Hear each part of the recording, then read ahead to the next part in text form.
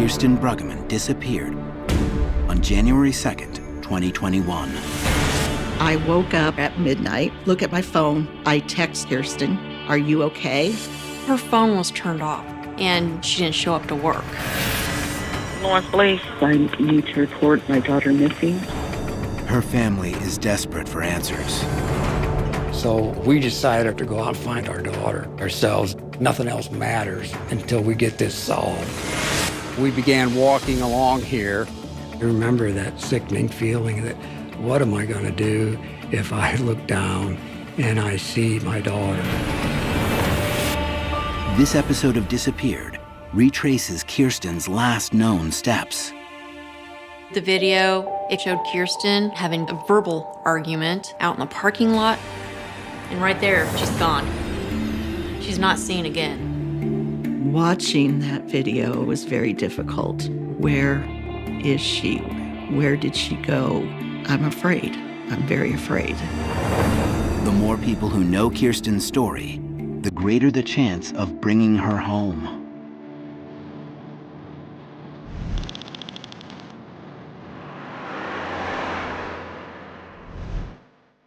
I'm Lisa Bruggeman. Kirsten Bruggeman is my daughter. Kirsten is our only daughter.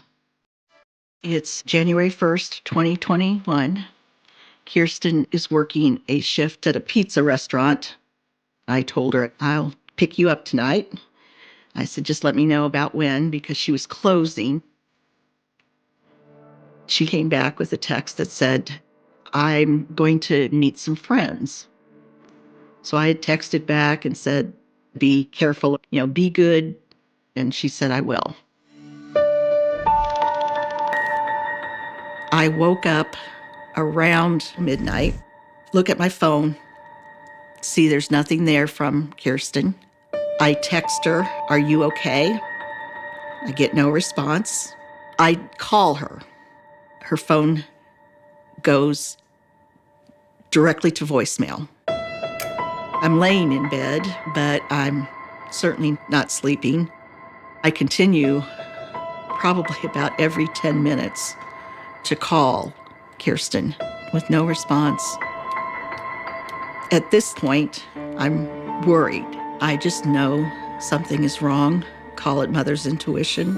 I know something bad is happening. Kirsten will be 28 in just a couple of weeks. She'd always been very intelligent, but she just kind of lost her way, I think, in high school. Some issues with grades, but she still graduated with honors. Kirsten has lived with us for the last year. She didn't have a car.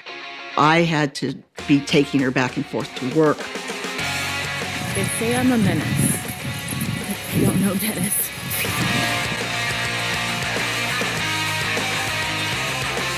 She is a force, can be stubborn. And I think I can say that from the very beginning, because when I went into labor with her, she was actually sitting. She didn't want to come out, and so I had to have a C-section. She's not an angel, but she's our angel. I'm Rex Bruggeman. I'm Kirsten Bruggeman's father. She was just an ordinary American girl. She loved to have fun. Kirsten is a very loving person that enjoyed life. I did work for the Marion County Probation Department. Rex was working for the Justice Department through Marion County. He then later joined probation. We were married while we were both at the probation department. We live in Indiana, in a suburb called Lawrence. It's a little incorporated town. It does have some issues, but the schools have a good reputation and it's a good place. Saturday morning, Kirsten is still not home. Her phone is still off. I decide to contact Eddie. Kirsten is very secretive about her friends and who she's with. So we did not know many of her actual friends other than Eddie. I'm Eddie, Kirsten Bruggeman's ex-boyfriend. And I was with Kirsten Bruggeman the night she disappeared. Kirsten and I dated for about 10 years off and on. We weren't together anymore. We were just friends, but we kind of still, once a week, we'd go do something. That night, Kirsten calls me. She says, "Hey, it's New Year's. Let's go out and do something." I get off of work around, I want to say 10 o'clock, 10:30, and my plan is to actually meet Kirsten and some friends at a bar. I message Eddie to ask if he knows where Kirsten is.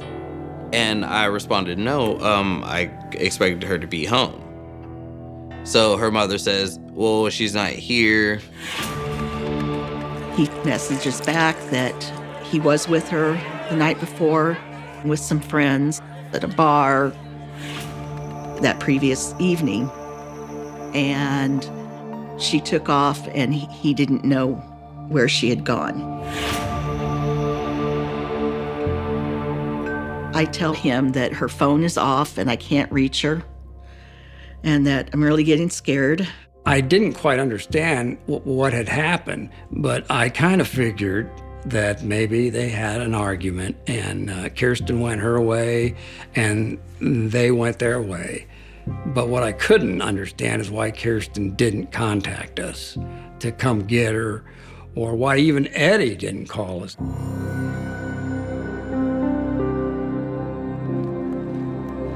I immediately went out and started retracing anywhere and everywhere I thought she would be.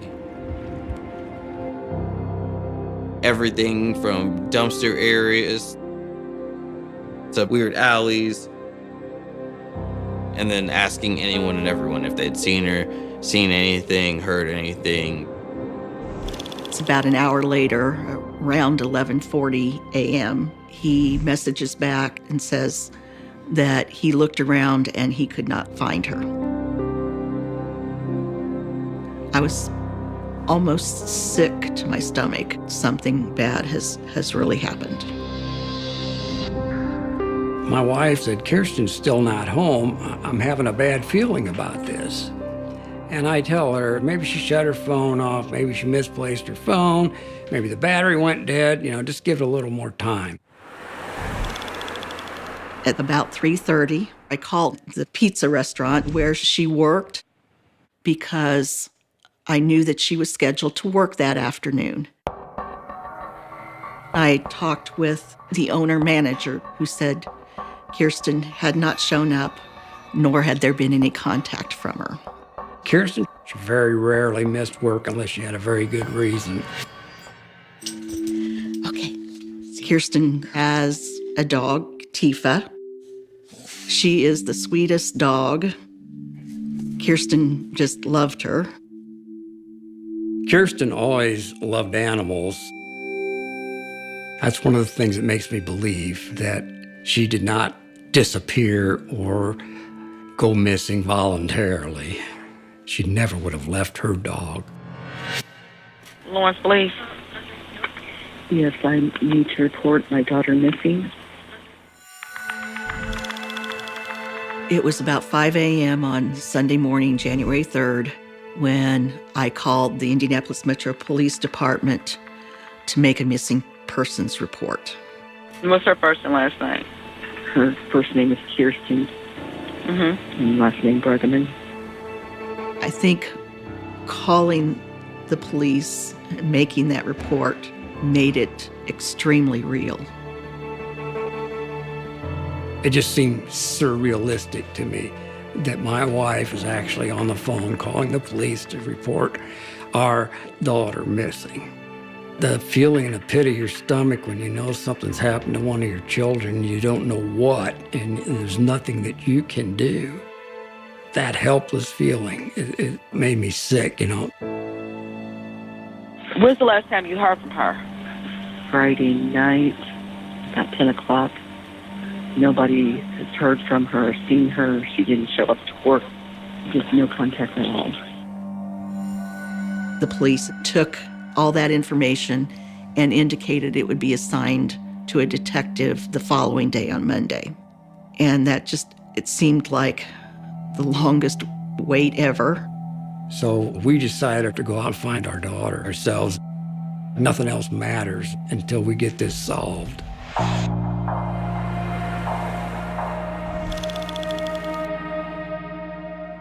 On Monday, January 4th, Rex and I decide to drive over to the bar where she was last seen and look around the surrounding area. You know, we began walking along here, just trying to see if there was anything at all that would be a clue to what happened to her, to see if we could find something that belonged to her or her clothing.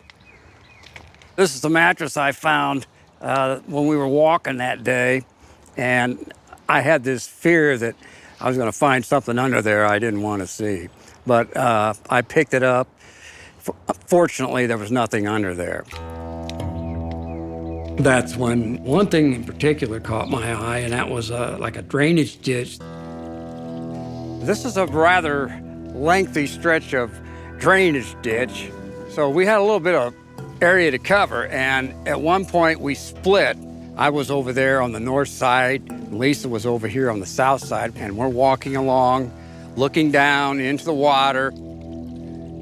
And immediately I remember thinking, oh God, you know, if somebody did something terrible to her, that would probably, to me anyway, would be a logical place to ditch a body. This is basically what I did that day. I just picked up stuff and moved it, turning things over. I had a stick and I was poking around, looking in the water. It was a really eerie feeling. I was scared. I was afraid that I was going to find something I didn't want to see. I was hoping I could find something, and yet I didn't want to find something. I remember that sickening feeling that, what am I going to do if I look down and I see my daughter?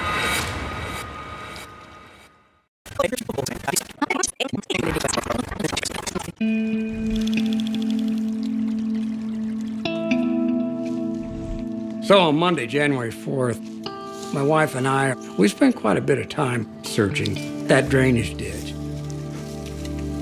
We were hoping for any kind of clues as to what happened to our daughter, Kirsten. I'm worried that she actually could have, you know, either fallen into it, that, or she could have met with someone that did her harm and, you know, left her there. Just thinking about that about made me sick. But we did not find anything. It was frustrating and disappointing. After we had looked around the drainage ditch, Rex and I were heading to the car, and I see somebody on a bicycle coming our way. As the bicycle gets closer, I realize it's Eddie. He says he's there to look for Kirsten. I was upset. I wondered if Eddie had anything to do with Kirsten's disappearance. So I'm talking to Eddie, and I want to know more details as to what actually happened that evening. So he kind of laid it out for me. They were all in the bar, and they were drinking. I believe they were fighting, and he was getting a little perturbed. They offered to take her home, but she did not want any part of that. I am upset that he left her there. Kirsten and Eddie have been together off and on for about 10 years. Their relationship, I think, has always been a little tumultuous. They seem to get along well and do things together, but then something will happen and one of them blows up at the other, and then it's off to the races again. I tried to tell them that I thought that their relationship had been worn out, but Kirsten believed she really loved Eddie, and she just wasn't going to let go. Kirsten's mom was more emotional than Rex was. Rex was just more or less stern. At this point, I'm not really concerned about how they're looking at me. I just kind of went into just frantic mode. I'm like, where's Kirsten? Let's just find Kirsten. I love her dearly. The only hope we could hold on to was that the police could get this solved. I'm Detective Nicole Bochting with the IMPD Missing Persons Unit, and I was assigned to investigate the Kirsten Brueggemann case.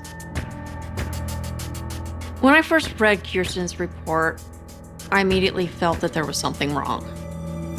Her phone was turned off. That was a big red flag. But even more so, it was the fact that she didn't show up to work. Learning that Kirsten would never leave her dog behind leads me to believe that she did not leave on purpose. I learned that Kirsten was with 4 other people that night, and I was able to track down who they were. Kirsten and Eddie and her friends, they were all drinking, and she had a little too much to drink. Kirsten did have an issue with alcohol. Both her dad and I, we were concerned about her drinking. We talked with her numerous times, but she would just say, I don't want to talk about it, and she'd walk out. And that was always frustrating for her dad and I. She got angry quickly. She would almost explode. It was particularly hard for me because I am a recovered alcoholic, and to see my daughter go through the same struggles that I had. I told her, you see what alcohol did to your father. Why would you want to take that chance and, suffer through all that? But her usual response was, Dad, just because everybody drinks, it doesn't make them an alcoholic. She just would not admit that she had any kind of a problem. Well, finally, we seek professional advice and got her in to see a psychiatrist. That did help. But ultimately, she did not want to go anymore. But just before she disappeared, she seemed to be putting her life back together again. We were really hopeful that things were going to get a little bit better. I don't know why Kirsten was drinking that night, but she got drunk. So we were like, hey, we gotta get you home and everything. Hey, can I get you an Uber? Let me call your mom or whatever. The bar was closing anyhow, so they left around 12:15. So out in the parking lot, for some reason, Kirsten became angry, and at one point, a verbal argument ensues. All 4 friends drove off, leaving Kirsten in the parking lot. I assumed, hey, maybe she got an Uber, or maybe she finally called her mom. But she never made it home.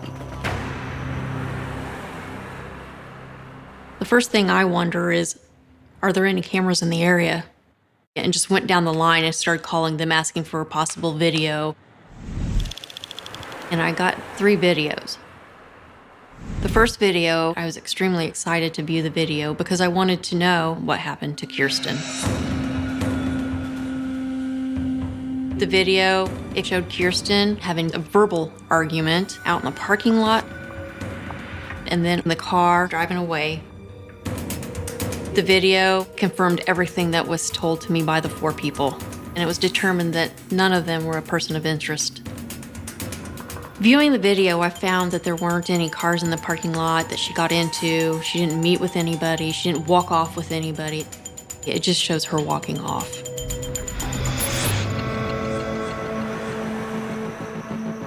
After Kirsten leaves the bar, the second video shows Kirsten walking on Short Ridge around 12:40 a.m. The last video is of Kirsten walking in the YMCA parking lot. And here's Kirsten right now. She's walking along the sidewalk, and she'll go into this niche, follow this fence line right through here. If you notice right here, it says 159. So we know at 159, Kirsten's still alive. Once Kirsten rounds this corner, this particular camera does not pick her up. Another camera, however, picks her up right here at this corner. She's walking along the fence line. She picks up something off the ground and she continues to walk. Right here, it says 2 a.m. And as we watch the video, she continues to walk and she continues to stay along with the fence line. What's problematic about the video is that there's a glitch. And there's going to be a jump in time here shortly where it shows that the camera is not working. Right here you see it's 2 a.m. and now it's 2:30 a.m. And right there, she's gone. She's not seen again. It's a very big disappointment. This time jump from 2 to 2:30 a.m. concerns me because we don't know what happened. We don't know where she went. No one could figure out why, but for some reason, the camera just cut out for that half hour. It was just an unfortunate glitch. Did she leave the parking lot on foot in this direction? Did a car come in, pick her up, and take her back out? I just don't know. Detective Bakhtin asked us to review the video to see if that was Kirsten. There was no doubt it was Kirsten, just by the way she was walking, plus the white backpack that she was carrying. That stood out like a sore thumb. Watching that video was very difficult. I'm wondering if that's the last we're going to see her. All I can do is wonder, where is she? Where did she go? I'm afraid. I'm very afraid.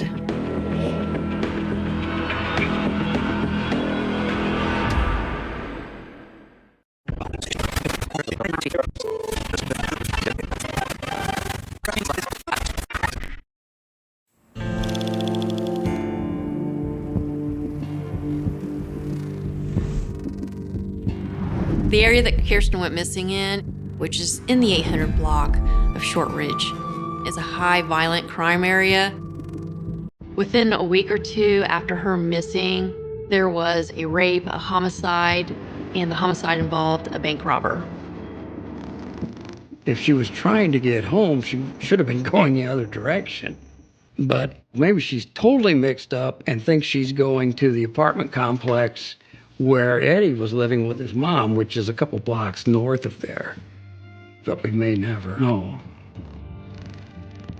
There's 3 different buildings in between my apartments and the Y.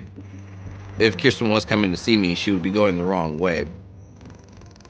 But anything is possible. She could have just been lost. I decided to go to the location where Kirsten was last seen on the cameras. This yellow pole is to where she got, and then she makes her left-hand turn here, and she goes out of view of the camera for a short time period.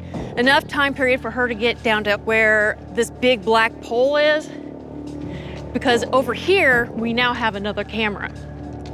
This other camera shows the east end of the Abbey apartment complex. So she comes back into view. She's still walking along the same line, and she continues this way. She just continues around over there. Now she's going to be walking southbound towards the apartment complex. She makes this turn right here, and that's it. With the camera shorting out, we can't see if she ever walks out of the parking lot, and we can't see if a car drives into the parking lot, and she gets into a car, and we can't see if she ever climbs over the fence. I mean, she vanished. I noticed that there's a lot of activity at the Abbey Apartments. So we wanted to knock on doors over there. So we got a group of us together, the missing person unit, and we started knocking on doors and talking to people. We have Kirsten's poster with us. We show the poster to the people. Hopefully, maybe somebody there might have seen something. But But due to the high crime area, somebody in the Abbey apartment complex may know something, but they're just too scared to come forward and tell the police about what they know. A couple weeks into the investigation, I sit down with Kirsten's parents to update them on the investigation. As I'm sitting in Detective Bochting's office, I'm thinking now that, something bad has happened. She has met with foul play. But we had no proof. I'm even more scared as time goes on. This is not going to have a good ending. But I have a lot of good friends and family who keep saying, try to keep the hope up, and so I am. My good friend, who also works within the law enforcement community, had arranged for there to be a search. On Saturday, January 16th, around the area where Kirsten went missing, there was a grid search conducted. Rex and I are there. It was difficult watching people go out. It was difficult watching them come back, especially because there was nothing that was actually found.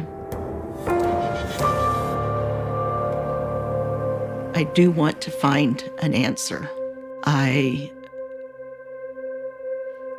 am also afraid of that answer. We want closure for the family. We all care deeply because we put ourselves in their position, and it's just heartbreaking when your head is pounding up against a wall and you're not getting anywhere. At this point, our leads, they're running out. We've done everything that we could do. We used our mounted unit and drone to search for Kirsten. We went and canvassed the area. We put her face on social media. We put her in the news. We put her face on billboards on the interstate. There's not much left for us to do other than to wait for somebody to call and say, hey, I saw her here. I saw her there. Every day seems like the last one because nothing is happening as far as finding our daughter. If there is someone out there that knows something, please put yourself in her dad's and my shoes. This has been agony for us. We just want to know what happened.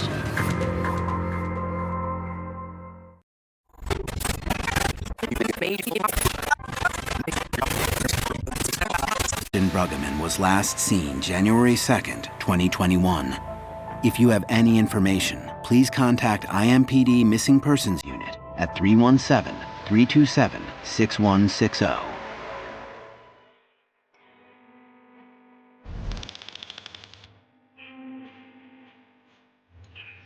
It's been about 6 weeks since Kirsten was missing, and I saw a posting on a Facebook site that an unidentified female had been found. The general description fit Kirsten. The same weight, approximately 114, 115 pounds. The height was within an inch or two of Kirsten, and hair color was the same. And my wife and I had kind of convinced ourselves that this body that was found, which had not been identified, was our daughter. We were almost to the point of grieving. But the one thing that stood out was that this body had a tattoo of a spider on her arm. Kirsten did not have a tattoo that I was aware of, but because the description so closely fit her, I contacted Detective Bochting and the coroner's office to ask more about this. And then the weeks we were waiting to hear from the coroner's office, that was a pretty trying time. In one respect, we wanted it to be her so we could have some closure, but on the other's hand, we didn't want it to be her, so that we still had hope that she was still alive. When DNA is returned, it's confirmed that it was not Kirsten. So there is still hope that she is still alive. I'm happy at the time, But then I'm also feeling like we're back to square one. In March of 2021, I bring up the possibility of a private investigator to Rex. By hiring a private investigator, we'll have somebody who can devote the whole time to her case.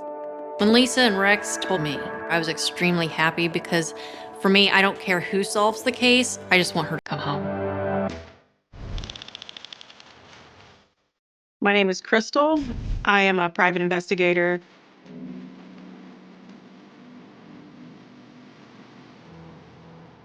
The Bergman family contacted me early March of 2001 to help find Kirsten. I've been in law enforcement for approximately 11 years. My specialty is missing persons and criminal investigations. I have about a 90% success rate in finding individuals. So when I first met with Lisa and Rex Bergerman, they were definitely desperate for answers, and they just wanted to know what happened to Kirsten. My first few days were actually spent just canvassing the area, talking to people that would have offered insight as to what happened. I had to actually backtrack and look at surveillance video from the night she went missing. What I did notice is there's a fence line that closes the YMCA lot off. And then there's an apartment community on the south end of the YMCA, that's the Abbey Meadow Apartments.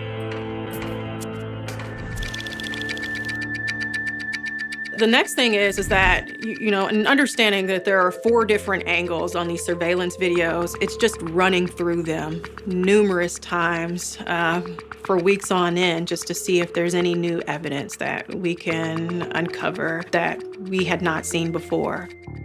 And then one thing that I did observe was an SUV, and about 2:38, you see it come out of the Abbey Meadow Apartments.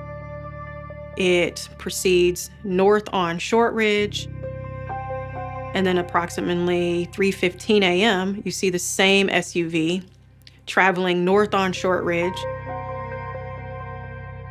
and then proceeds back down Shortridge.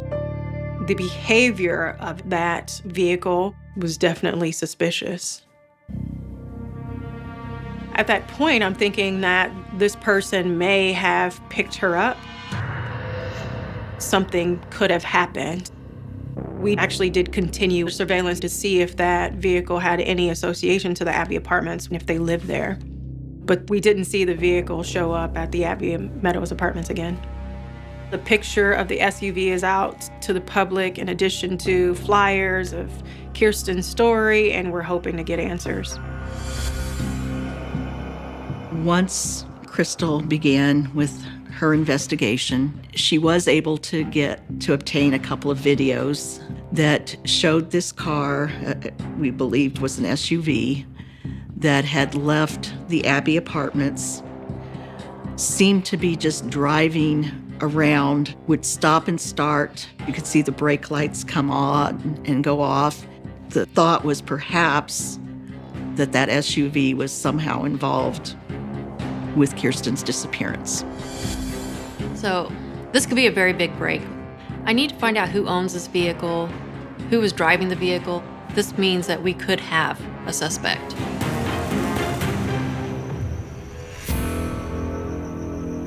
About 2 weeks later, there's nothing. No leads. There was nothing useful revealed.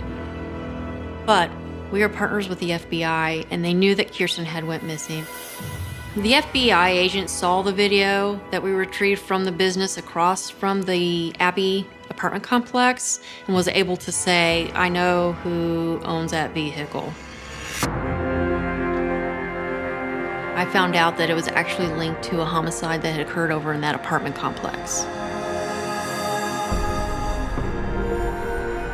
Working with the FBI, I was able to identify the SUV.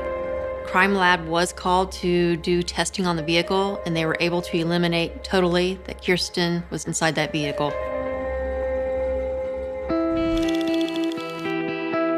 September of 2021, the case was, in fact, getting pretty cold. So we talked about hosting a vigil for Kirsten. There had been no leads at this point in Kirsten's disappearance. It was frustrating and disappointing. We held a vigil for Kirsten on Saturday, September 18th. We were hoping to draw a lot of people from the neighborhood who possibly come forward with some information. The private investigator contacted us and said that possibly we can get some media attention, get her name out there some more. It meant a great deal to Lisa and I. It really buoyed our emotions. So we did get quite a few leads that came immediately after we hosted the vigil, but those were all exhausted and didn't lead anywhere. But this time, no one has come forward. And that's what's been very discouraging about this, is nothing. For my wife and I, it's been a roller coaster of emotions. One of the biggest fears is that we may never know what happened to her. We're to the point where now we have to sit and wait for somebody to come to us and tell us, hey, we saw something.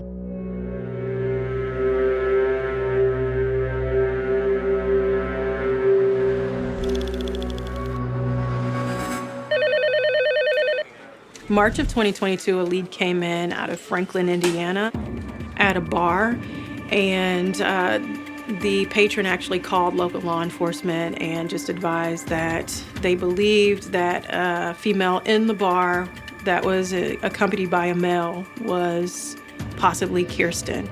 I'm thinking, this is great. Finally, we've got a break in the case.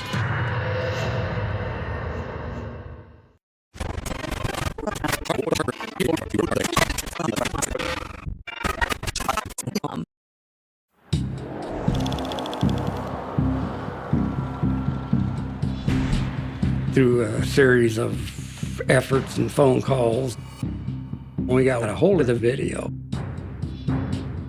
And we watched that video, and man, it does look like her.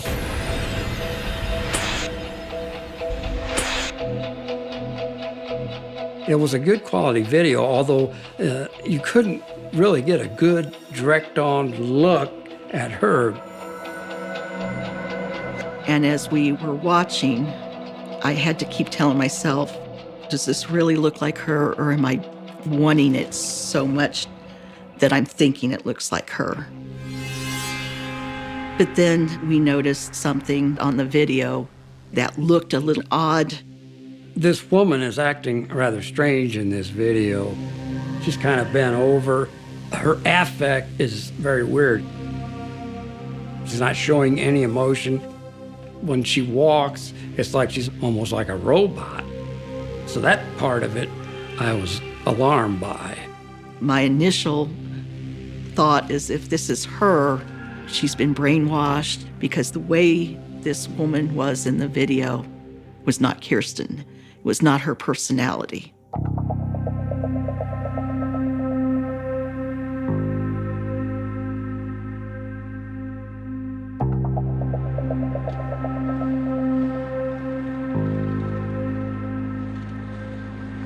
I believe that someone knows something.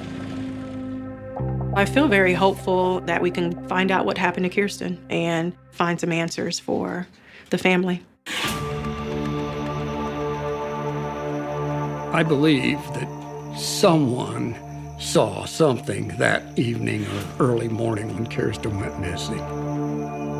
I just can't believe that no one saw anything. There were points in time during all of this where I wondered if Eddie had anything to do with Kirsten's disappearance. They had a volatile relationship. However, I do not think that Eddie had anything to do with it. And this thought that Eddie might be responsible just popped into my head, I guess because of their on-again, off-again relationship, all the problems that they had had. It was just a thought, a passing thought. I am 99.9% sure he had nothing to do with Kirsten's disappearance.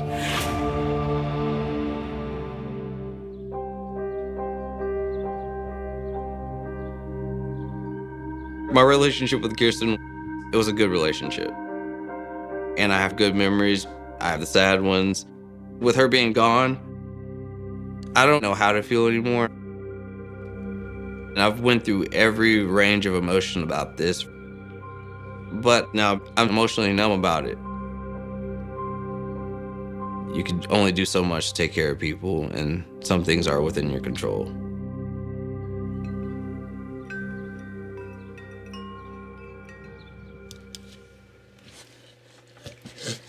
Oh, I know. Keeping my hope up has been difficult. Both Rex and I we've just been existing for this year plus now. We've had to keep putting one foot in front of the other. When this happened, it just felt like the life was sucked out of me. Things just stopped. I've lost loved ones. Everyone has lost loved ones, family, friends. But when October 26, 2015, began like countless other autumn mornings in the English countryside. A pale layer of mist drifted lazily across the narrow lanes of Maids Morton, softening the outlines of old stone cottages and bare oak trees whose branches reached toward a sky the color of cold steel. The village moved with the familiar rhythm of ordinary life. Curtains opened. Kettles whistled. A gardener swept damp leaves from a gravel path. Somewhere beyond the churchyard, a dog barked once before silence reclaimed the air. Nothing about that morning suggested that one of Britain's most disturbing criminal investigations was quietly waiting behind the front door of an unassuming home. The house itself looked peaceful. Its windows reflected the grey morning light. Bookshelves stood behind lace curtains. Flower pots rested neatly beneath the front windows despite the season slowly stealing away their color. It was the sort of place neighbors walked past without a second glance, believing the elderly gentleman who lived inside was probably reading, writing, or preparing another lecture for students who admired his endless love of literature. No broken glass. No signs of forced entry. No desperate cries that anyone remembered hearing during the night. Only silence. The kind of silence that arrives long before anyone realizes something has gone terribly wrong. When the housekeeper entered that morning, she expected another ordinary visit. She had done this many times before. Peter Farquhar was growing older, and although fiercely independent, he appreciated the occasional help around the house. There would probably be a few dishes to wash, letters to sort, perhaps another conversation about books or church or the latest piece of writing resting unfinished on his desk. Instead, she found him motionless. Peter sat on the sofa exactly where life had quietly abandoned him. A nearly empty bottle of whiskey rested nearby. The television had long since fallen silent. Nothing in the room appeared disturbed. For a moment, it looked almost peaceful. As though an elderly man had simply drifted into sleep after an evening drink. But peaceful scenes have a way of hiding violent truths.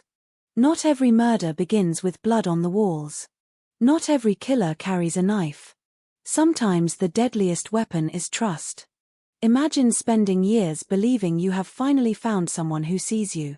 Someone who listens to your stories, laughs at your jokes, remembers your favorite books, drives you to appointments, helps around your home, prays beside you in church, and tells you that your life still matters. Imagine discovering too late that every smile was rehearsed. Every act of kindness had a purpose. Every embrace concealed calculation. Some crimes happen in minutes. Others unfold so slowly that even the victim cannot see where affection ends and manipulation begins. This was not a murder built on rage. It was not fueled by jealousy or revenge. It was something quieter. Something colder. The alleged weapon was not simply poison. Nor alcohol. Nor medication. It was patience. The patience to become indispensable. The patience to erase another person's confidence piece by piece until they no longer trusted their own memories. Long before Peter Farquhar died, someone had allegedly begun convincing him that his own mind was failing. Names became harder to remember. Simple mistakes suddenly felt catastrophic. Forgotten appointments seemed like proof that old age had finally caught him. Every misplaced object appeared to confirm a terrifying possibility. Was he developing dementia? Was he slowly losing himself? Or was someone carefully arranging every doubt like pieces on a chessboard? That question would haunt detectives for years. Because unlike most homicide investigations, there was no obvious crime scene waiting to be photographed. No shattered furniture. No fingerprints smeared in blood. No frantic emergency call. Only an elderly scholar whose death initially looked tragically ordinary. In England, thousands of elderly people die alone every year. Many suffer illnesses. Many consume alcohol. Many take prescription medication. At first glance, Peter's death seemed destined to become another quiet statistic. Another funeral. Another grieving congregation. Another family trying to accept that age had finally claimed someone they loved. But hidden beneath medical reports, diary entries, text messages, and carefully crafted lies was a story that investigators would later describe as unlike almost anything they had encountered. Because the man who had become closest to Peter was not a lifelong friend. He was young, charismatic, deeply involved in the local church, polite enough to earn trust almost instantly. The kind of young man neighbors praised. The kind of person older residents were grateful to know. He seemed compassionate, helpful, respectful. Exactly the sort of individual any lonely retiree would feel fortunate to welcome into their life. His name was Benjamin Field. Before detectives ever questioned him, before courtrooms filled with journalists, before television dramas introduced millions of viewers to the story, Benjamin appeared almost impossible to imagine as the central figure in a homicide investigation. He smiled easily. He volunteered. He spoke softly. He understood how to make people feel heard. That may have been his greatest talent. Because some predators never chase. They wait. They observe. They become whatever their target needs most. Loneliness is difficult to photograph. It leaves no bruises. It produces no laboratory results. Yet it can reshape a person's decisions more profoundly than almost any physical wound. Peter Farquhar had spent much of his life giving to others. He taught literature. He wrote. He mentored. His faith occupied a central place in his daily existence. Friends admired his intellect. Students remembered his generosity. But admiration cannot replace companionship. There comes a point in many lives when evenings grow quieter than they once were. Family members become fewer. Friends move away or pass on. The house feels larger every winter. Conversations become shorter. Birthdays become quieter. Eventually, someone arrives offering exactly what has been missing. Not money. Not gifts. Simply presence. A shared meal. A conversation over tea. A reassuring voice saying, "You're not alone." To someone standing outside, such moments appear ordinary. To someone living through isolation, they can feel miraculous. That miracle, investigators would later argue, became the opening move in a carefully constructed deception. If they were right, nothing happened by accident. Not the introductions. Not the friendship. Not the growing dependence. Not even the doubts Peter began expressing about his own memory. Little by little, the boundaries between care and control allegedly blurred until they became almost impossible to distinguish.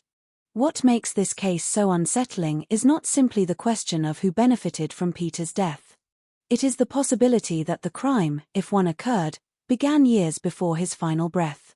Each conversation may have carried hidden intentions. Each favor may have strengthened invisible chains. Each reassurance may have quietly dismantled Peter's confidence in himself. Most people believe they would recognize manipulation. Most people imagine deception as something obvious. A suspicious stranger. A threatening phone call. A forged signature. Reality is rarely so generous. Real manipulation often arrives dressed as kindness. It asks how you are feeling. It remembers your birthday. It offers to help with your shopping. It sits beside you in church. And when everyone else sees devotion, only the victim experiences the slow erosion of certainty. By the time anyone notices, the damage has often already been done. Peter Farquhar never knew that his story would one day become international news. He never knew investigators would spend years reconstructing the final chapters of his life. He never knew television audiences would later debate every decision, every conversation, every unexplained moment leading to his death. All he knew was that, after years of loneliness, someone had entered his life when he needed companionship the most. Whether that companionship was genuine or a carefully calculated performance would become one of the most disturbing questions ever placed before a British jury. Because this case was never only about death. It was about belief. About vulnerability. About the terrifying possibility that the person sitting closest to you may already be quietly rewriting your reality while you thank them for their kindness. And before investigators could understand how Peter Farquhar died, they first had to answer a far more unsettling question. When did the murder truly begin? The answer did not lie inside the living room where Peter Farquhar's body was found. It was not hidden beneath the whiskey bottle, nor inside the toxicology report that would later reveal the presence of a powerful sedative. Those discoveries were important, but they belonged to the end of the story. Detectives would eventually come to believe that if they wanted to understand Peter's death, they would have to travel backward through time, peeling away months, perhaps even years of seemingly harmless moments that, when viewed together, formed a pattern too disturbing to ignore. The hardest murders to investigate are not always the bloodiest. Sometimes they are the quietest. The ones where neighbors remember hearing laughter instead of arguments. Where photographs show smiling faces instead of bruises. Where the person closest to the victim appears, at first, to be the most devoted friend anyone could ask for. That was exactly what made this case so unsettling. Benjamin Field did not fit the image most people associate with a killer. He was young, articulate, soft-spoken. The kind of person who could hold a thoughtful conversation about literature, faith, or philosophy without ever raising his voice. He understood how to make older people feel respected. He listened patiently. He remembered details. He asked questions that suggested genuine curiosity rather than obligation. To those watching from the outside, his attention looked like compassion. No one watching those early interactions would have imagined they might one day become evidence. It is easy to spot danger when it wears anger on its face. It is much harder when danger arrives carrying groceries. When detectives later reconstructed the relationship between Peter and Benjamin, they found no dramatic turning point. There was no explosive argument that changed everything overnight. No single event that friends could point to and say, that was when something felt wrong. Instead, there were hundreds of ordinary moments. A lift into town. A shared meal. A conversation after church. Help with paperwork. An offer to fix something around the house. A reassuring smile. Each one, by itself, seemed insignificant. Together, they painted a picture that prosecutors would later argue was anything but accidental. Psychologists often describe manipulation as the slow replacement of another person's reality with one carefully designed by someone else. It rarely begins with control. It begins with comfort. The manipulator learns what the other person longs for, then becomes the answer. Peter Farquhar had spent much of his life surrounded by books. His home reflected decades of intellectual curiosity. Shelves overflowed with novels, biographies, dictionaries, theological works, and handwritten notes tucked between fading pages. Visitors often remarked that every room seemed to tell another chapter of his life. There were framed photographs from holidays, stacks of correspondence, unfinished manuscripts resting beside reading glasses, and countless reminders of a man whose greatest love had always been language. But houses, no matter how full of books, cannot answer back. As friends grow older, their social circles inevitably shrink. Familiar faces disappear from church pews. Telephone calls become less frequent. Family visits become harder to arrange. Even the happiest memories can begin to echo inside an otherwise silent home. Loneliness rarely announces itself dramatically. It settles in quietly. One empty chair at dinner. One birthday with fewer guests. One Christmas card that never arrives. By the time someone notices how isolated they have become, the feeling often seems impossible to explain. It was into that silence that Benjamin Field entered. He appeared energetic where Peter felt tired. Confident where Peter had begun questioning himself. Youthful where age was becoming impossible to ignore. The contrast itself may have been reassuring.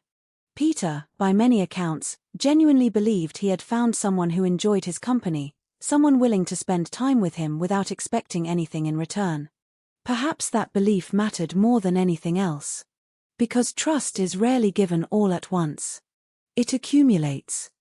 One promise kept. One kind gesture remembered. One difficult day made easier. Until eventually the possibility of betrayal no longer seems worth considering. Imagine lending someone the spare key to your house. Not because they asked for it. Because you wanted them to feel welcome.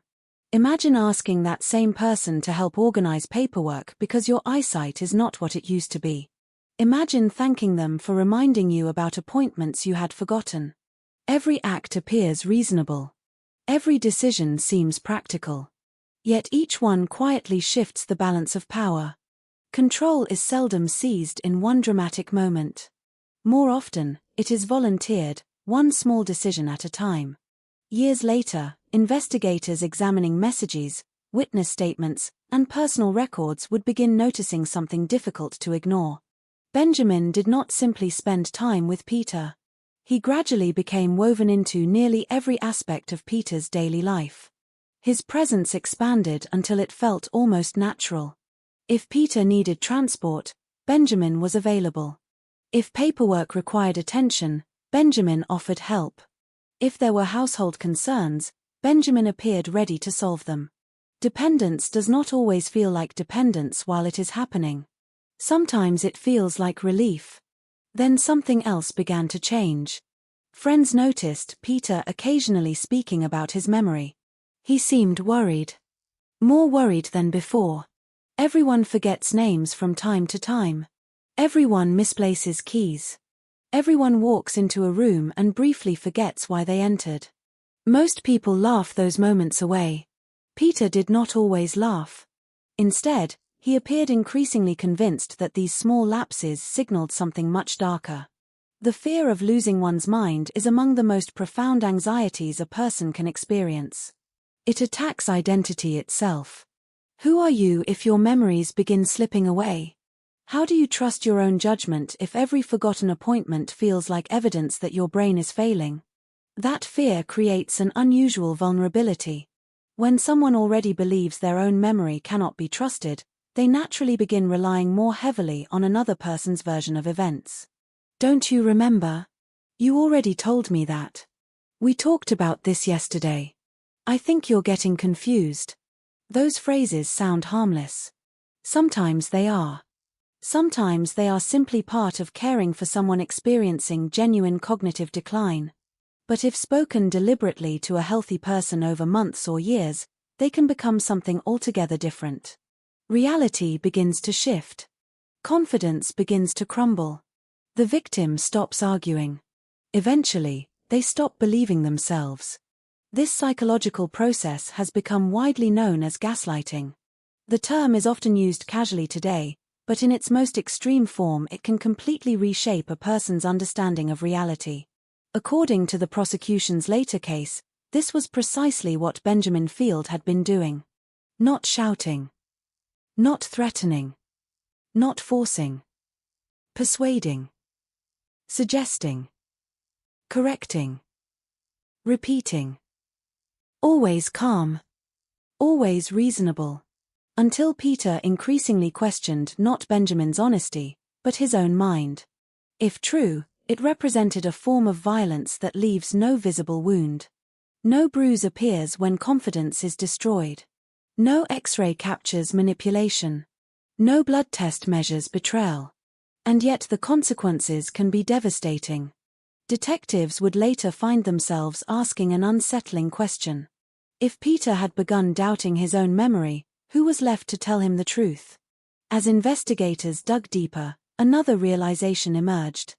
Peter was not the only elderly individual whose life had become closely connected to Benjamin Field. That discovery would eventually change everything. But in late October 2015, no one knew any of that. The village mourned the passing of a respected teacher.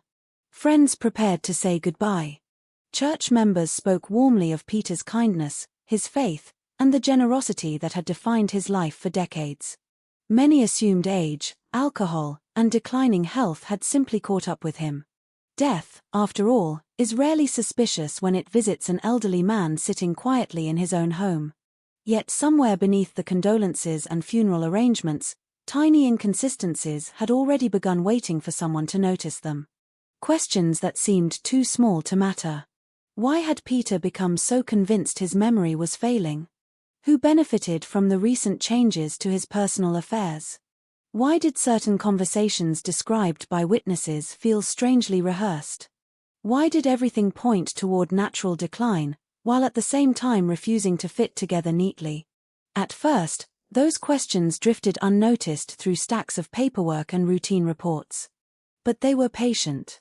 And sometimes, patience is exactly what uncovers a crime that was designed to remain invisible. Long before detectives realized they were investigating one of the most psychologically disturbing cases in modern British criminal history, the truth had already begun leaving faint fingerprints. Not on furniture. Not on windows. But inside diaries. Inside emails. Inside legal documents. And inside the memories of people who, only much later, would remember a conversation that once seemed completely ordinary.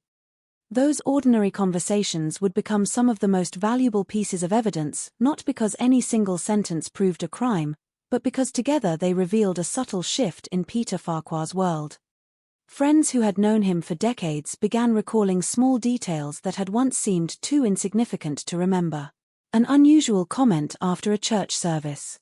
A hesitant laugh after forgetting a familiar name. A passing remark about feeling not quite himself. Individually, none of these moments sounded alarming. Together, they suggested that something inside Peter had been quietly changing long before his death. What makes this case linger in the minds of investigators, psychologists, and the public is that it forces an uncomfortable question upon all of us. How would you know if someone was slowly rewriting your reality? Not in a single dramatic act. Not through threats or violence. But one conversation at a time. One correction at a time. One carefully placed seed of doubt after another. Human memory is remarkably fragile. We like to believe it is precise, dependable, almost mechanical. Yet science tells us something very different. Memories fade. Details shift. Confidence can be manipulated. When another person repeatedly insists that your recollection is wrong, even an intelligent, educated individual may eventually begin to wonder if they are the one making mistakes. Peter Farquhar was not naive. He was a respected teacher. A gifted writer. A man who had spent a lifetime analyzing language and ideas. If someone like Peter could begin questioning his own judgment, what does that say about the rest of us? Perhaps that is why this story feels so deeply unsettling. It removes the comfortable distance that usually exists between an audience and a crime. Most people can confidently say they would never follow a stranger into a dark alley. Most believe they would recognize obvious danger. But would they recognize kindness that had been carefully rehearsed? Would they notice affection that existed only as a means to an end? Would they question the person who always seemed to arrive with the right words at exactly the right moment? Or would they do what almost anyone would do? Would they simply be grateful that someone cared? The tragedy of Peter Farquhar is not defined solely by the circumstances of his death. It is defined by the possibility that his greatest strength, his ability to trust, to forgive, to welcome others into his life, may also have been the very quality that left him vulnerable. In villages like Maids Morton, Life moves at a different pace. Neighbors greet one another by name. Church bells still mark the passing of the hours. People borrow ladders, exchange homemade cakes, and stop to chat over garden fences. Trust is woven into daily life. It is assumed rather than questioned. That sense of community is one of the countryside's greatest comforts. But trust, once weaponized, becomes extraordinarily difficult to defend against. Because no one expects betrayal to arrive wearing a familiar face. As investigators would eventually discover, this was not a mystery that could be solved by examining fingerprints alone. The answers were hidden inside relationships, inside emotions, inside years of conversations that seemed entirely ordinary when they happened. To understand the final night of Peter Farquhar's life, detectives first had to understand the years that came before it. They needed to know who Peter had been before fear entered his life. Before he began doubting his own memory. Before another person's voice gradually became louder than his own. They needed to understand the man behind the headlines. The teacher who inspired students. The writer who loved words. The devoted Christian whose faith shaped the rhythm of his days. The friend whose generosity was remembered long after a conversation had ended. Because every victim is more than the circumstances of their death. True crime often begins with a crime scene. But the Real story begins much earlier, with a life fully lived before it was reduced to a case number. And that is where we must go next. Before there were detectives. Before there were courtrooms. Before forensic reports, legal arguments, and national headlines. There was simply Peter Farquhar. A man who believed that even in the later chapters of life, companionship was still possible. A man who had spent decades helping others find meaning in literature while quietly searching for connection in his own life. A man whose greatest hope may have been that it was never too late for happiness. Whether that hope became the foundation of an extraordinary deception would later be argued in court and examined through years of legal proceedings, including developments that continued long after the original verdict. But before we can examine the allegations, the evidence, or the investigation, we must first meet the man at the center of this story, not as a victim, but as a human being. Because only by understanding who Peter Farquhar truly was can we begin to understand everything that was ultimately at stake. The village of Maids Morton sits quietly in the heart of Buckinghamshire, a place where history seems to linger in every corner.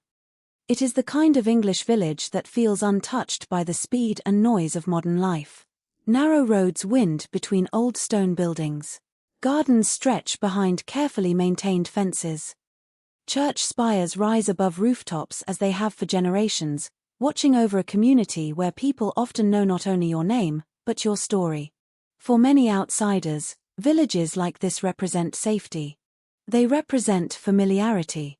A place where doors are not always locked, where neighbors look out for one another, and where a friendly conversation can happen simply because two people happen to meet while walking down the same street. It was within this peaceful landscape that Peter Farquhar built the later chapters of his life. The surroundings could almost have been designed for a quiet retirement. The countryside offered beauty and calm. The seasons moved slowly. Spring brought fresh green fields and birdsong. Summer filled gardens with color. Autumn painted the lanes with gold and brown leaves.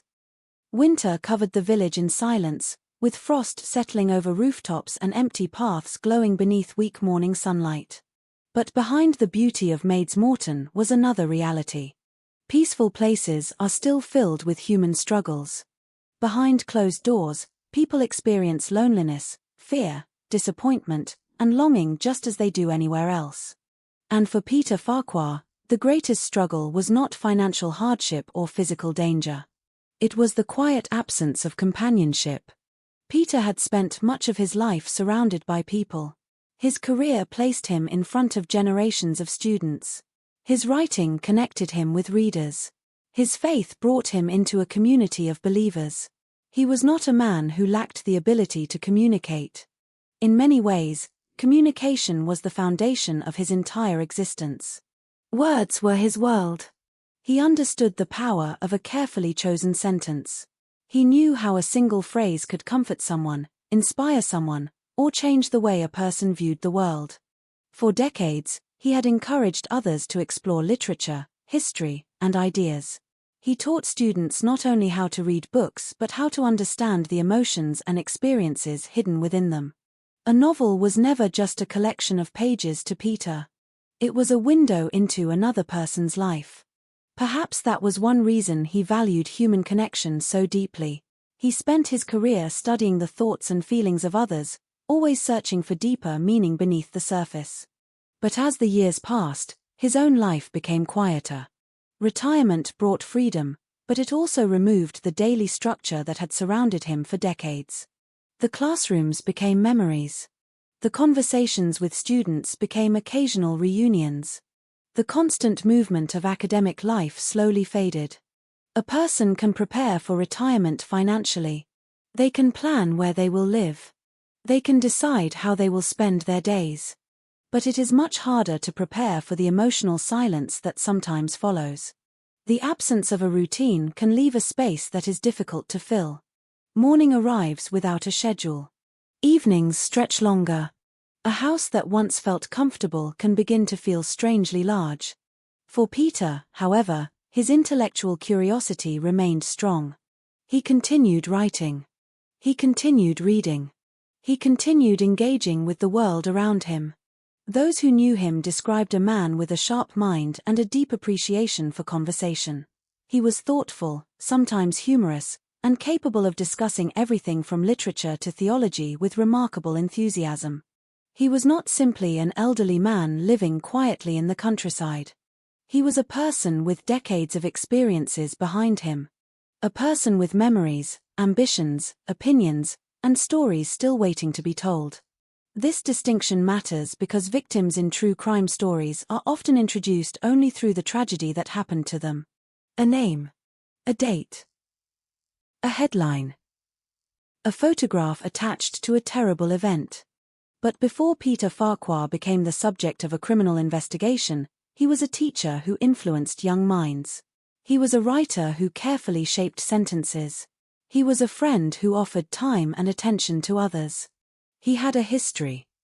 He had a voice. He had a life. And that life had been shaped by a powerful need that exists in almost every human being, the need to matter to someone else. As people grow older, society sometimes makes the mistake of viewing them only through what they have lost. Their careers have ended. Their children may have moved away. Their physical abilities may have changed. But aging does not erase the desire for connection. The need to be appreciated does not disappear with time. The wish to be loved does not have an expiration date. Peter was someone who still wanted to share experiences with another person. He still wanted conversations that continued beyond polite greetings. He still wanted someone to ask about his day, to listen to his thoughts, and to be interested in the world as he saw it. That desire would later become one of the most important elements examined during the investigation.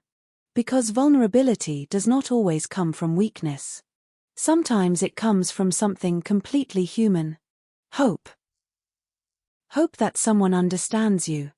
Hope that someone enjoys your company. Hope that life still has unexpected chapters waiting ahead. In the years before his death, Peter remained involved in his local community. His connection to the church was an important part of his identity. Faith provided structure, friendship, and a sense of belonging. The church was not simply a building he visited. It was a community. A place where familiar faces gathered. A place where conversations continued week after week. A place where trust naturally developed. And it was within this environment that Benjamin Field would eventually enter Peter's life. At first, nothing about the relationship appeared unusual. A younger man offering help to an older member of the community was not suspicious. It was exactly the kind of kindness people expected to see. A younger person helping someone carry responsibilities that had become more difficult. A friend offering companionship. A familiar face becoming part of someone's daily routine.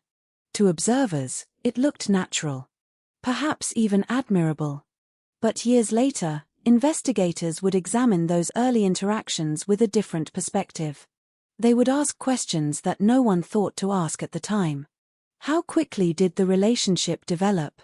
Why did Peter become increasingly dependent on Benjamin? What motivated the young man to become so involved in the life of someone much older? And most importantly, was this friendship genuine, or was it carefully constructed? Those questions would eventually transform a quiet Buckinghamshire village into the centre of a national criminal investigation. But at the beginning, there was no reason for suspicion. There was only a retired teacher, a younger man offering friendship, and a series of ordinary moments that would later be viewed through a completely different lens. Because every investigation has a beginning. Sometimes it begins with a phone call. Sometimes with a discovery. Sometimes with a piece of evidence. But in this case, the true beginning came much earlier. It began with a meeting. A meeting between two people who seemed, at first glance, to have found something they both needed. One needed companionship. The other appeared willing to provide it. And within that simple exchange was the foundation of a story that would eventually raise one of the most disturbing questions in modern British true crime. How can someone become the person you trust most, while secretly becoming the greatest threat to your life? Maids Moreton was not a place where people expected darkness to arrive. For generations, the village had represented a particular kind of English life, a life built around familiarity, tradition, and the comfort of knowing the people around you. The streets were not anonymous. The faces were not strangers. A person could walk through the village and recognize the rhythms of daily existence, the same gardens carefully maintained year after year, the same paths taken by residents on morning walks, the same conversations repeated outside shops and community spaces. It was a place where history was not hidden away in museums. It lived among the people. Old buildings carried the marks of previous centuries. Stone walls surrounded properties that had witnessed countless ordinary moments, children growing up, families celebrating milestones, neighbors saying goodbye to loved ones. The village church stood as a symbol of continuity, its presence stretching above the surrounding homes as a reminder that generations before had lived, worked, worshipped, and died in the same landscape. For someone like Peter Farquhar, this environment offered more than beauty. It offered belonging. After decades of teaching and writing, after years spent surrounded by ideas and conversations, Maids Moreton gave Peter a place where he could slow down. The village was a contrast to the academic world he had known. The noise of classrooms had been replaced by the quieter sounds of rural life. The morning call of birds. The wind moving through trees. The distant sound of footsteps along village paths. The gentle changes of the seasons. There was comfort in those routines. But there was also a danger hidden within them. Because quiet communities can sometimes make loneliness less visible. In a crowded city, isolation may stand out. A person living alone in an apartment surrounded by thousands of others may still feel invisible, but the emptiness is easier to recognize. In a village, loneliness can look different. A person may wave to neighbors, attend community events, exchange polite conversations, and still return home to an empty house. Still eat dinner alone. Still spend evenings with only books, memories, and the sound of the television filling the silence. Peter understood both sides of village life. He enjoyed the connection it offered, but he also experienced the gradual changes that came with growing older. Many of his closest relationships belonged to earlier chapters of his life. Former colleagues moved away. Students became adults with families of their own. Friends aged alongside him, facing their own health problems and personal challenges. Time has a way of changing social circles. People do not always leave dramatically. Sometimes they simply become less available. A phone call becomes a message.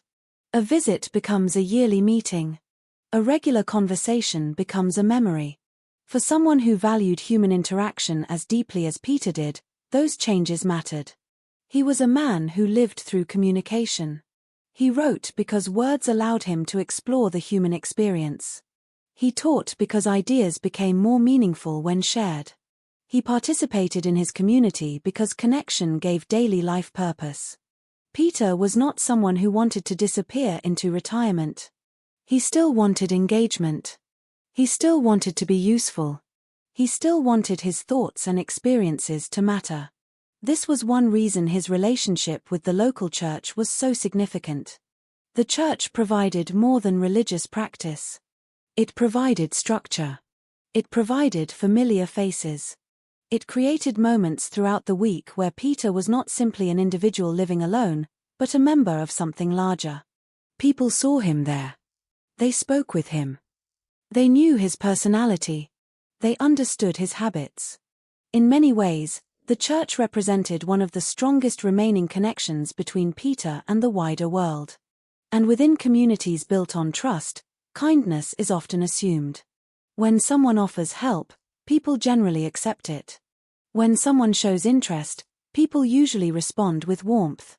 When someone younger reaches out to someone older, it is often viewed as something positive. A sign that compassion still exists. That generational connections still matter. No one wants to begin every new friendship by asking, "What do you want from me?" Suspicion is exhausting. Trust is easier. And trust was something Peter naturally gave. Those who knew him described a man who appreciated the goodness in others. He was educated, experienced, and intelligent, but intelligence does not protect someone from emotional vulnerability.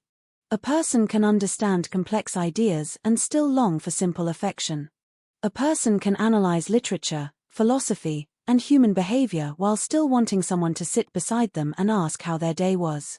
Knowledge does not remove the need for connection. If anything, people who spend their lives exploring human emotions may understand that need even more deeply. By the time Benjamin Field entered Peter's world, there was already a space waiting to be filled. Not a financial space. Not a practical space. An emotional one. The space occupied by companionship. At first, Benjamin appeared to fit naturally into Peter's life. He was young. He was energetic. He was willing to spend time with him. He offered assistance without appearing to demand anything in return. For someone observing from the outside, the relationship seemed almost heartwarming. A younger member of the community helping an older man. A friendship crossing generations. A reminder that kindness can appear in unexpected places. But the most important moments in this story were not the dramatic ones. They were the small ones. The moments when trust quietly developed. The moments when dependence slowly formed. The moments when one person's presence became increasingly important in another person's daily life. That is how relationships change. Not through one single event. Through repetition. Through familiarity. Through hundreds of small interactions that eventually create a new reality. And once someone becomes part of your routine, their absence feels impossible to imagine. That is why investigators later focused so heavily on the beginning. Before the questions. Before the accusations. Before the courtroom. They needed to understand how Benjamin Field became someone Peter trusted so completely. Because the most important part of the story was not only what happened inside Peter's home at the end of his life. It was what happened long before. It was the process of gaining access to his world. His thoughts. His emotions. His trust. Every criminal investigation involving manipulation begins with the same difficult question. Why did the victim believe this person? To answer that, investigators had to understand not only Benjamin Field. They had to understand Peter Farquhar. His personality. His hopes. His fears. His ordinary days before everything changed. Because the tragedy of this case was not simply that Peter lost his life. It was that someone may have first taken control of the very thing that made him who he was. His confidence. His independence. His ability to trust his own judgment. And in order to understand how that happened, the story must move beyond the village streets and into the private world behind Peter's front door. The place where books lined the shelves. Where memories filled the rooms. Where a retired teacher lived quietly, believing that kindness had finally found its way to him. The house where Peter Farquhar lived was not a place anyone would have associated with tragedy. It was not a mansion hidden behind towering gates. It was not a location that attracted attention. It was simply a home. A place filled with the evidence of a life spent learning, teaching, and thinking. A place where every object seemed to carry a memory. A book left open on a table was not just a book. It represented a question Peter had been exploring. A handwritten note was not just a piece of paper. It was a thought captured before it disappeared. For decades, Peter had surrounded himself with knowledge. His shelves were more than furniture. They were a record of curiosity. They held the voices of countless authors, historians, poets, and philosophers. They reflected a man who believed that understanding another person's words was one of the closest ways human beings could understand one another. Visitors entering his home would have immediately recognized what mattered to him. Books. Faith. Writing. Conversation. The things that had shaped his identity. Nothing about the house suggested fear. Nothing suggested danger. And perhaps that was why the events that unfolded there felt so difficult for people to comprehend. The idea that harm could enter such an ordinary place seemed impossible. But crimes of manipulation often rely on exactly that illusion. They do not begin by destroying someone's world. They begin by becoming part of it. Before investigators ever examined the final days of Peter's life, they had to understand the environment in which his relationship with Benjamin Field developed. Because the setting of this story was not only a village. It was a community built on trust. And trust was the foundation upon which everything else would happen.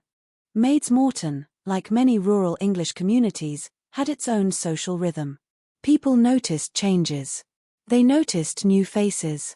They noticed when someone stopped attending events or when someone needed help. This closeness could be a source of comfort. But it also meant that relationships could develop quickly. A person who consistently appeared helpful could soon become familiar. A person who regularly offered support could soon become trusted. And once trust was established, people rarely questioned the reasons behind kindness. Especially when that kindness appeared to come from a good place. Benjamin Field entered Peter's life during a period when companionship mattered deeply. He was not introduced as someone suspicious. He was introduced as someone helpful. Someone willing to spend time with an older member of the community. Someone who seemed to recognize Peter not as an elderly man needing assistance, but as an interesting person with stories and experiences worth hearing. That distinction was important. Because everyone wants to feel seen. Not simply looked after. Not simply managed. Seen. Peter had spent his life seeing others. As a teacher, he had looked at young people not only as students but as individuals with potential. He had encouraged them to think critically, to question, and to explore. As a writer, he had spent years examining the complexity of human emotions. He understood that people were rarely simple. That every person carried hidden struggles. Hidden hopes. Hidden fears. Perhaps that understanding also made him more willing to believe in others. Peter was not someone who approached life expecting betrayal. He approached life expecting meaning. Expecting conversations to matter. Expecting relationships to be genuine. And for many years, that belief had served him well. The problem was that the same qualities that make someone compassionate can also make them vulnerable. A person who believes people are capable of kindness may be slower to recognize manipulation. A person who values loyalty may find it difficult to accept that someone close could be acting with hidden motives. A person who desperately wants a relationship to be real may focus on the moments that confirm their hope and ignore the moments that create doubt. This is not a weakness unique to Peter. It is a human instinct. We all want the people closest to us to be exactly who they appear to be. Because the alternative is painful. The alternative means questioning the foundation of our own choices. It means looking back at memories that once brought comfort and wondering if they meant something entirely different. That was the emotional landscape surrounding Peter's final years. A man living quietly in a village he loved. A man who had achieved professional respect. A man who still had stories left to tell. But also a man who wanted something simple. Someone to share those stories with. The tragedy of this case lies partly in how ordinary that desire was. There was nothing unusual about wanting companionship. Nothing unusual about appreciating attention. Nothing unusual about feeling grateful when someone younger showed interest and offered help. Those are not signs of poor judgment. They are signs of being human. And that is exactly what made the alleged exploitation so disturbing. According to prosecutors, Benjamin Field understood what Peter needed emotionally. He understood the importance of becoming trusted. He understood that affection and loyalty could open doors that force never could. The alleged strategy was not based on intimidation. It was based on closeness. The relationship developed in a way that, from the outside, could appear completely natural. A friendship. A bond between two people from different generations. A connection formed through shared conversations and time spent together. But investigators would later argue that beneath this appearance was another reality. A carefully constructed relationship designed to create dependence. That accusation would become the heart of the case. Not only what happened to Peter physically, but what happened to him psychologically. How his confidence changed. How his decisions changed. How his perception of himself changed. Because by the time police began examining Peter's life after his death, they were not simply asking, who caused his death? They were asking, who had influence over him? Who did he trust? Who did he listen to? Who had access to the most private parts of his life? Those questions transformed the investigation from a simple death inquiry into something far more complicated. The investigators were no longer looking only at a final moment. They were looking at a relationship, a timeline, a pattern. A story that unfolded slowly over months and years. And the deeper they looked, the more important one fact became clear. To understand Peter Farquhar's death, they needed to understand Peter Farquhar's life. Not the newspaper version. Not the courtroom version. The real person. The man who sat in his study surrounded by books. The man who continued writing even after retirement. The man who found comfort in faith. The man who believed conversations could change lives. The man who wanted to believe that a new friendship could bring happiness into his later years. Because every victim has a moment before the tragedy. A moment when they are simply living, laughing, planning, remembering, hoping. Peter Farquhar had that life.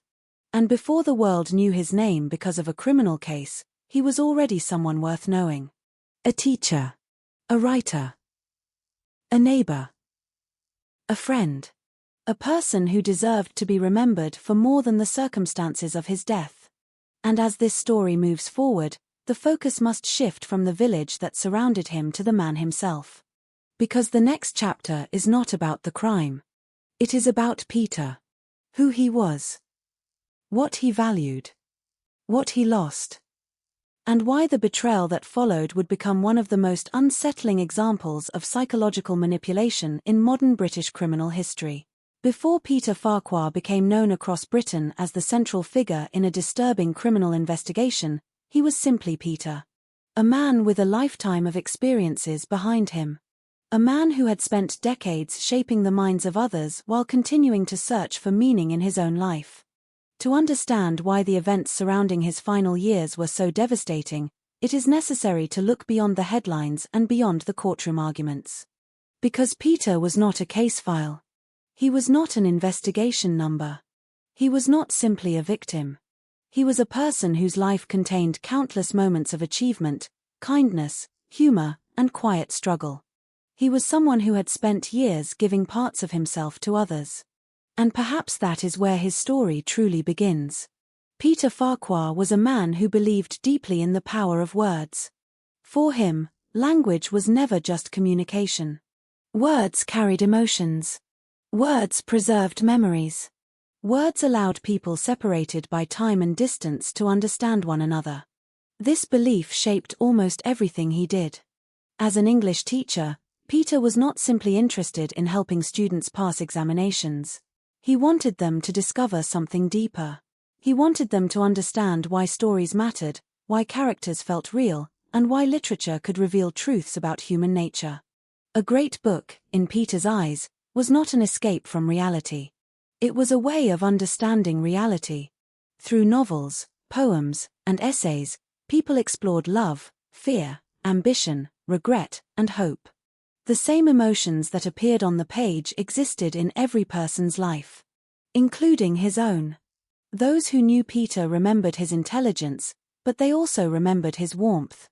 Academic achievement can sometimes create an image of distance. A person surrounded by books and ideas may appear unreachable. Peter was different. He enjoyed conversation. He enjoyed sharing thoughts. He enjoyed listening. His knowledge did not make him separate from others. It gave him more to share. Former students remembered a teacher who encouraged curiosity rather than simply demanding answers. He wanted people to think. He wanted them to question assumptions. He wanted them to see the world from different perspectives. That approach reflected something fundamental about Peter's personality. He believed people were complicated. He believed everyone had a story. He believed understanding another person required patience. Ironically, those qualities would later become central to the tragedy surrounding him. Because the same openness that allowed him to connect with others also meant he was willing to give people opportunities to prove themselves. Peter was not someone who built walls easily. He preferred bridges. Throughout his career and personal life, he had developed relationships through conversation and trust. He was accustomed to the idea that kindness created kindness in return. For much of his life, that belief was rewarded. People respected him. Students appreciated him. Friends valued his company. His reputation was built not on power or wealth, but on the influence he had over others. Yet as Peter entered his later years, his world began changing in ways that happen quietly to many people. The professional identity that had defined him for so long became something from the past. The classroom, once filled with voices and movement, became a memory. The daily interactions that had naturally surrounded his work slowly disappeared. Retirement is often described as freedom. And it can be. But freedom without connection can sometimes become isolation. The hours that once belonged to teaching, preparing lessons, and meeting colleagues suddenly became his own. At first, this may have seemed like an opportunity. More time for writing. More time for reading. More time for reflection. But human beings are not designed only for reflection. We are designed for interaction. For shared experiences. For moments when someone else looks at us and says, in one way or another, I see you. That need does not disappear with age. If anything, it can become stronger. Peter still had so much to offer. He still had knowledge. He still had opinions. He still had stories. But stories feel different when there is no one nearby to hear them. A brilliant thought written in a notebook remains only a thought unless someone else encounters it. A memory becomes more meaningful when it can be shared. A joke becomes funnier when someone laughs with you. A meal becomes warmer when another person sits across the table. These small human experiences often appear insignificant. But they form the foundation of a person's emotional world. And for Peter, companionship became increasingly important. He wanted someone to share everyday life with. Not necessarily grand adventures. Not dramatic changes. Just ordinary moments. A conversation over coffee. A walk through the village. A discussion about a book. Someone asking about his day. Someone genuinely interested in what he had to say. That desire was not unusual. It was deeply human.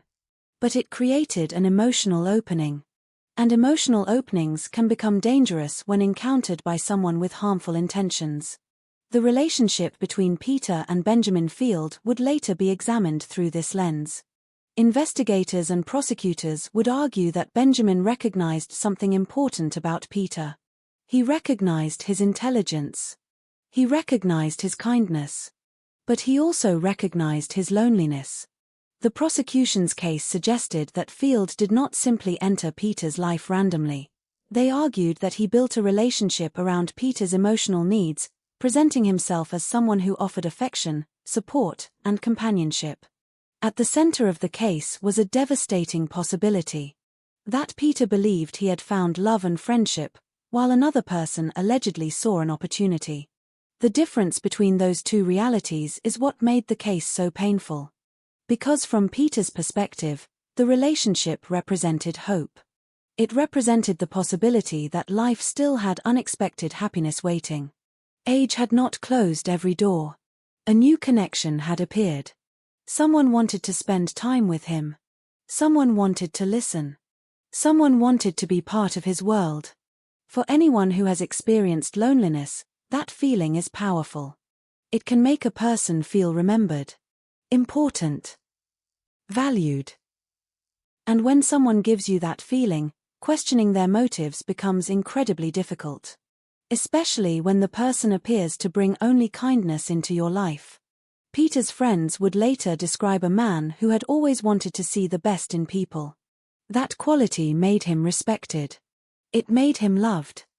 But it may also have made it harder for him to imagine that someone close could cause harm. Because betrayal is most painful when it comes from a person who was allowed inside. A stranger can hurt you.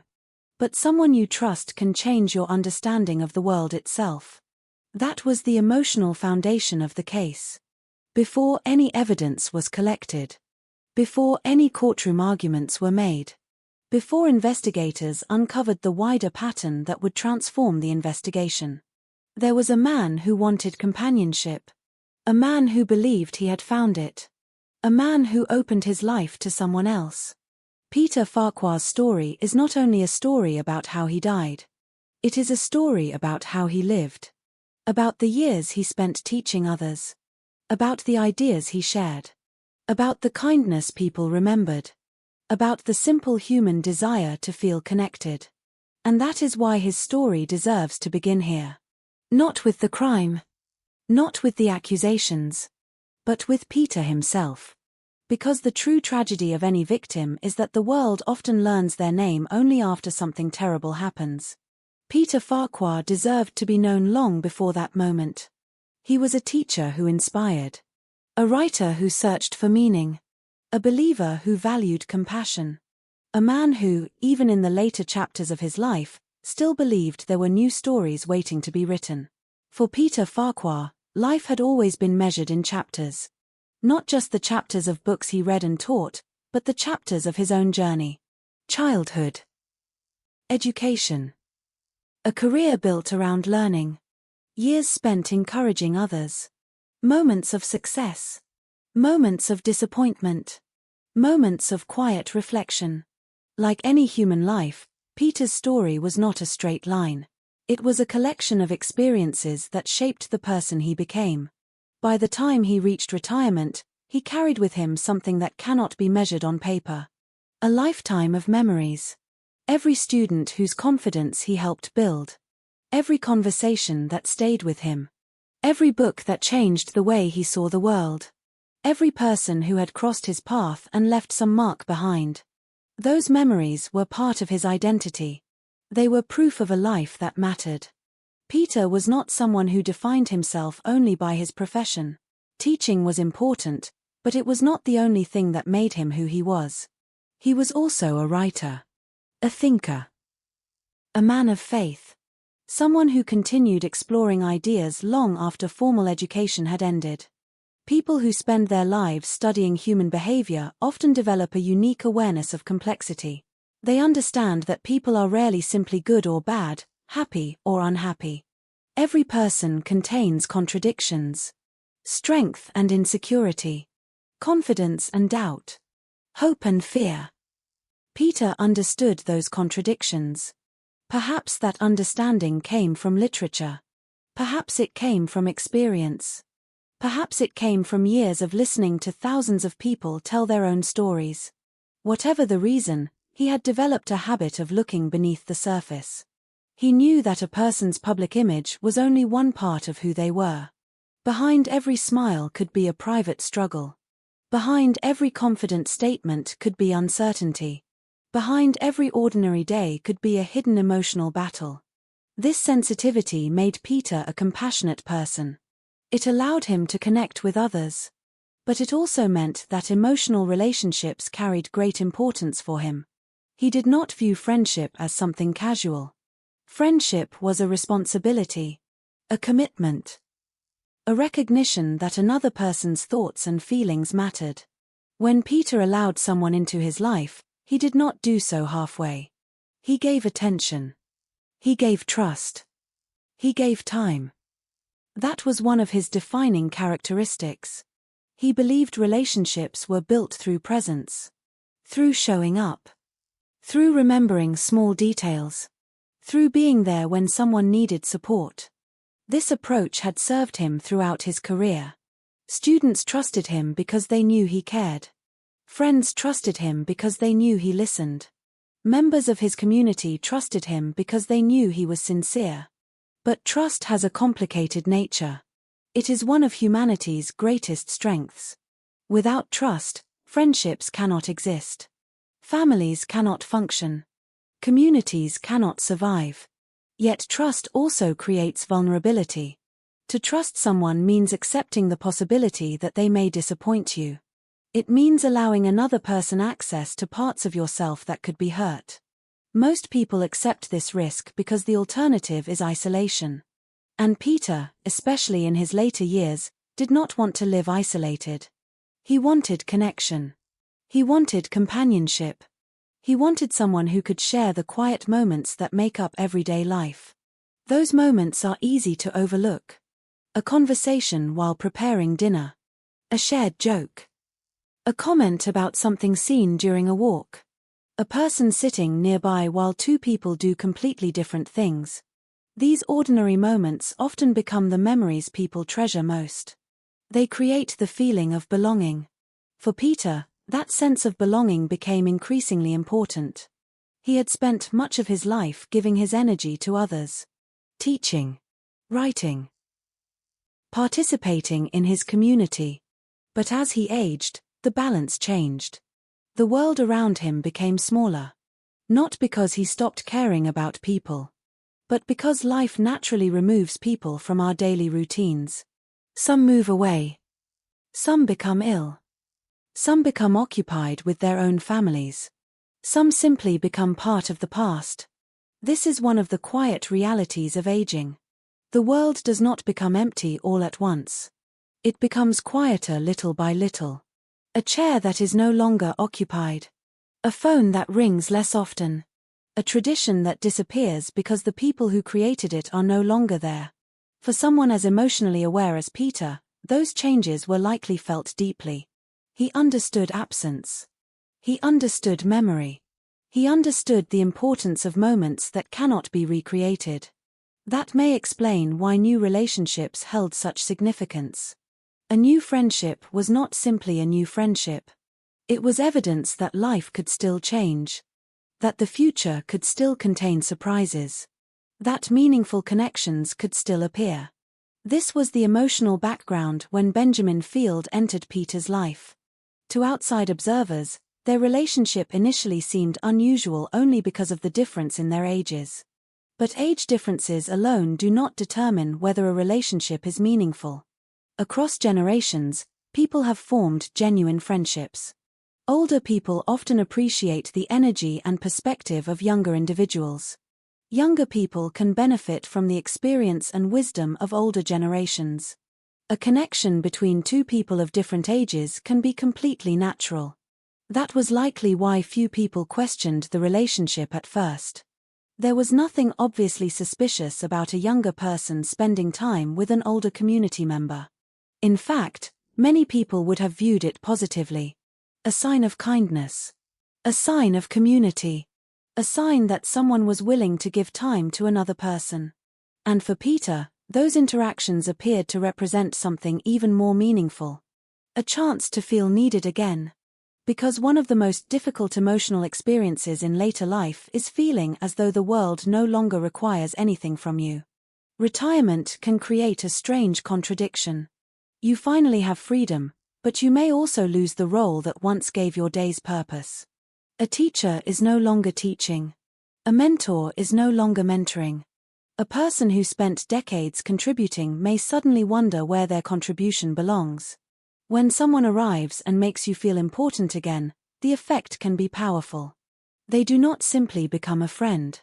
They become a reminder that you still matter.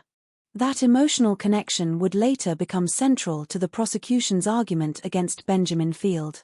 They argued that Field understood Peter's desire for companionship and used it to gain influence. According to the prosecution, the relationship was not built on genuine affection but on calculated manipulation. Field denied wrongdoing, and the later legal proceedings examined complex questions about the evidence and responsibility surrounding Peter's death. But regardless of the legal arguments, one fact remained clear. Peter's emotional world was an essential part of understanding what happened. Because crimes involving manipulation are rarely only about physical actions. They are about relationships. They are about trust. They are about understanding what someone needed and how another person responded to that need. The tragedy was not simply that Peter trusted someone. Trust itself was not the mistake. Trust is what allows human beings to live meaningful lives. The tragedy was the possibility that someone may have taken something beautiful, a person's ability to believe in others, and turned it into a vulnerability. Peter's life before the investigation was filled with things that mattered. Books that shaped him. Students who remembered him. Friends who appreciated him. Ideas that continued to inspire him. He was a man who spent decades helping others find their voices. And yet, in the final years of his life, his own voice may have become something he struggled to trust. That transformation would become one of the most disturbing elements of the case. A respected, intelligent man beginning to question himself. A man who had spent a lifetime interpreting words suddenly uncertain about his own memories.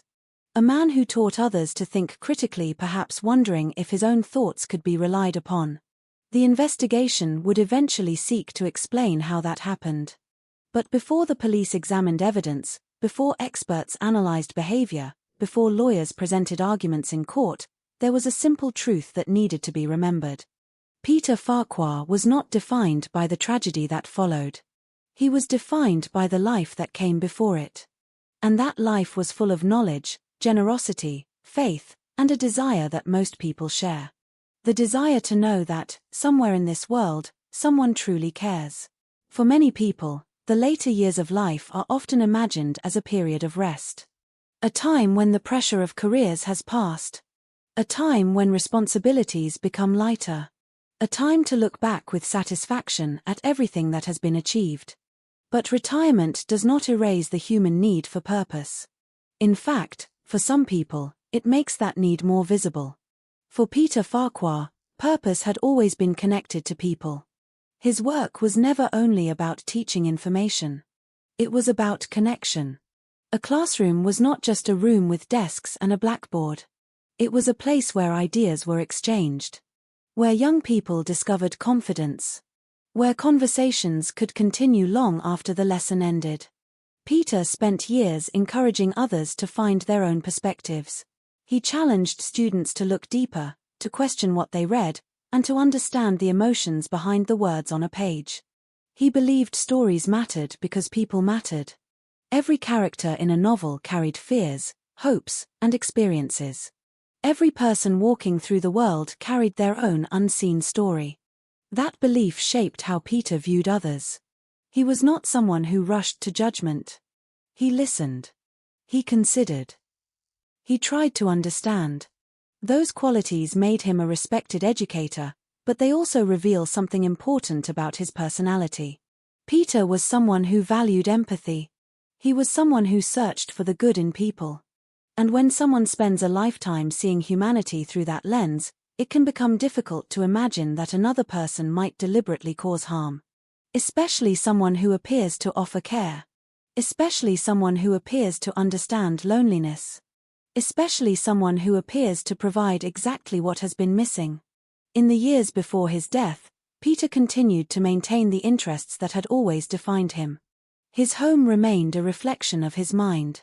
Books filled the rooms. Notes and papers carried traces of ongoing thoughts. The evidence of a lifetime of learning surrounded him. To walk into Peter's home was, in many ways, to walk into his memories. Every shelf represented curiosity. Every page represented exploration. Every object told a small part of his story. This was not a home belonging to someone who had stopped engaging with life. It belonged to someone who still had questions. Someone who still wanted to discuss ideas. Someone who still wanted to experience connection. But the world around him had changed. The rhythm of life after retirement was different. There were fewer scheduled interactions. Fewer unavoidable conversations. Fewer moments when another person naturally entered his day. For someone who had spent decades surrounded by people, that change could feel significant.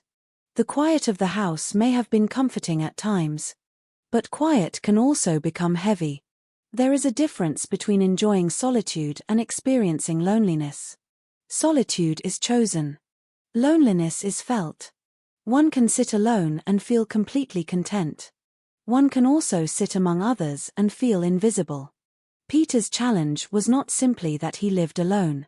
It was that he wanted his life to continue being shared. He wanted someone to ask about his thoughts. Someone to appreciate his stories. Someone who would recognize that his experiences still had value. That desire is something many people understand. It is not limited by age. It is not a sign of weakness. It is part of being human. Everyone wants to feel that their presence matters. Everyone wants to know that if they were gone, someone would notice. For Peter, that emotional need became increasingly important. And when Benjamin Field appeared to offer friendship, attention, and affection, it may have felt like a rare gift. A new chapter opening at a time when many people assume chapters are closing. This is what makes the case so emotionally complex. Because the beginning of the relationship did not appear to represent danger. It appeared to represent hope. A younger man showing respect toward an older person. A friendship forming across generations. A connection built through conversation. From the outside, it looked like something positive. The kind of relationship communities often celebrate. A reminder that kindness can cross age and circumstance. But relationships are not defined only by how they begin. They are defined by what happens after trust is established. And according to prosecutors, the relationship between Peter and Benjamin would eventually become something far more complicated. They argued that Benjamin Field did not simply become a friend. They argued that he became someone Peter increasingly depended upon. Someone who gained access to private parts of his life. Someone who allegedly influenced decisions involving his future. The prosecution's case centered around the idea that Field recognized Peter's vulnerabilities and used them. Field maintained his innocence and disputed the allegations made against him. The legal battle that followed would focus on evidence, intent, and responsibility.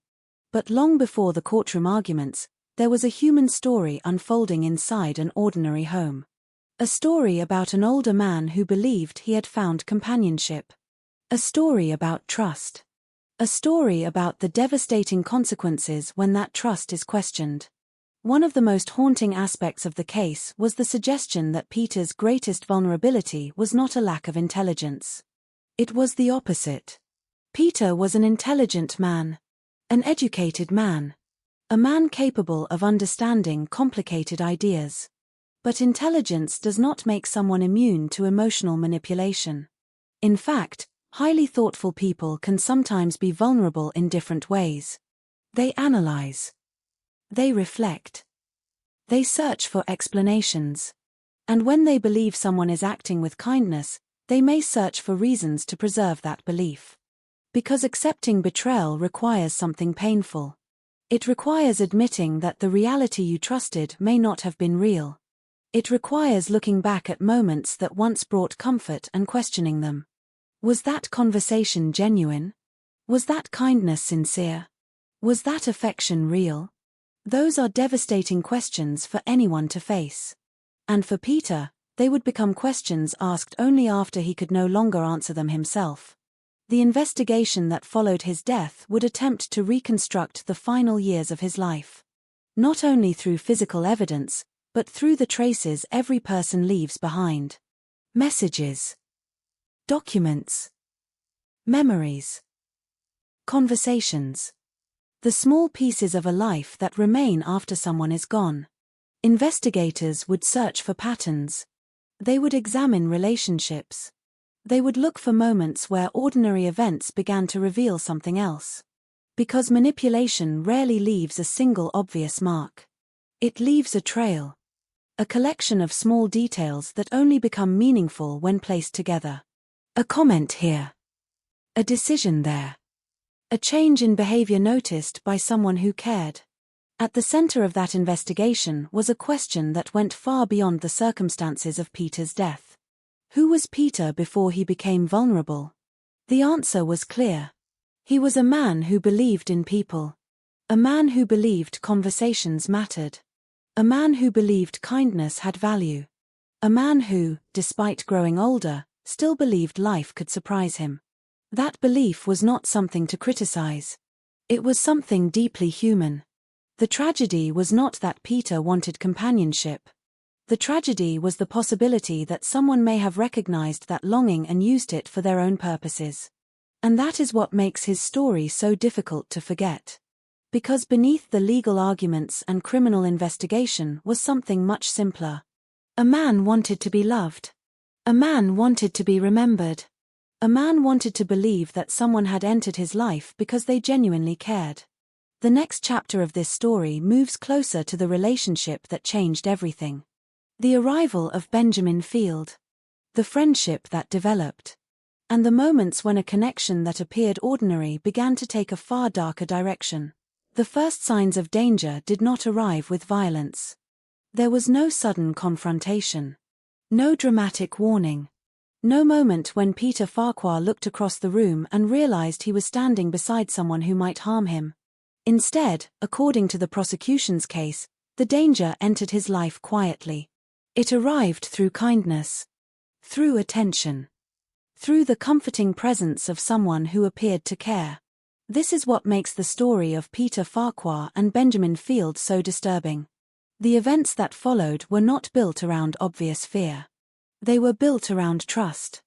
And trust is one of the most powerful forces in human relationships. When people imagine crime, they often imagine distance between victim and offender. A stranger.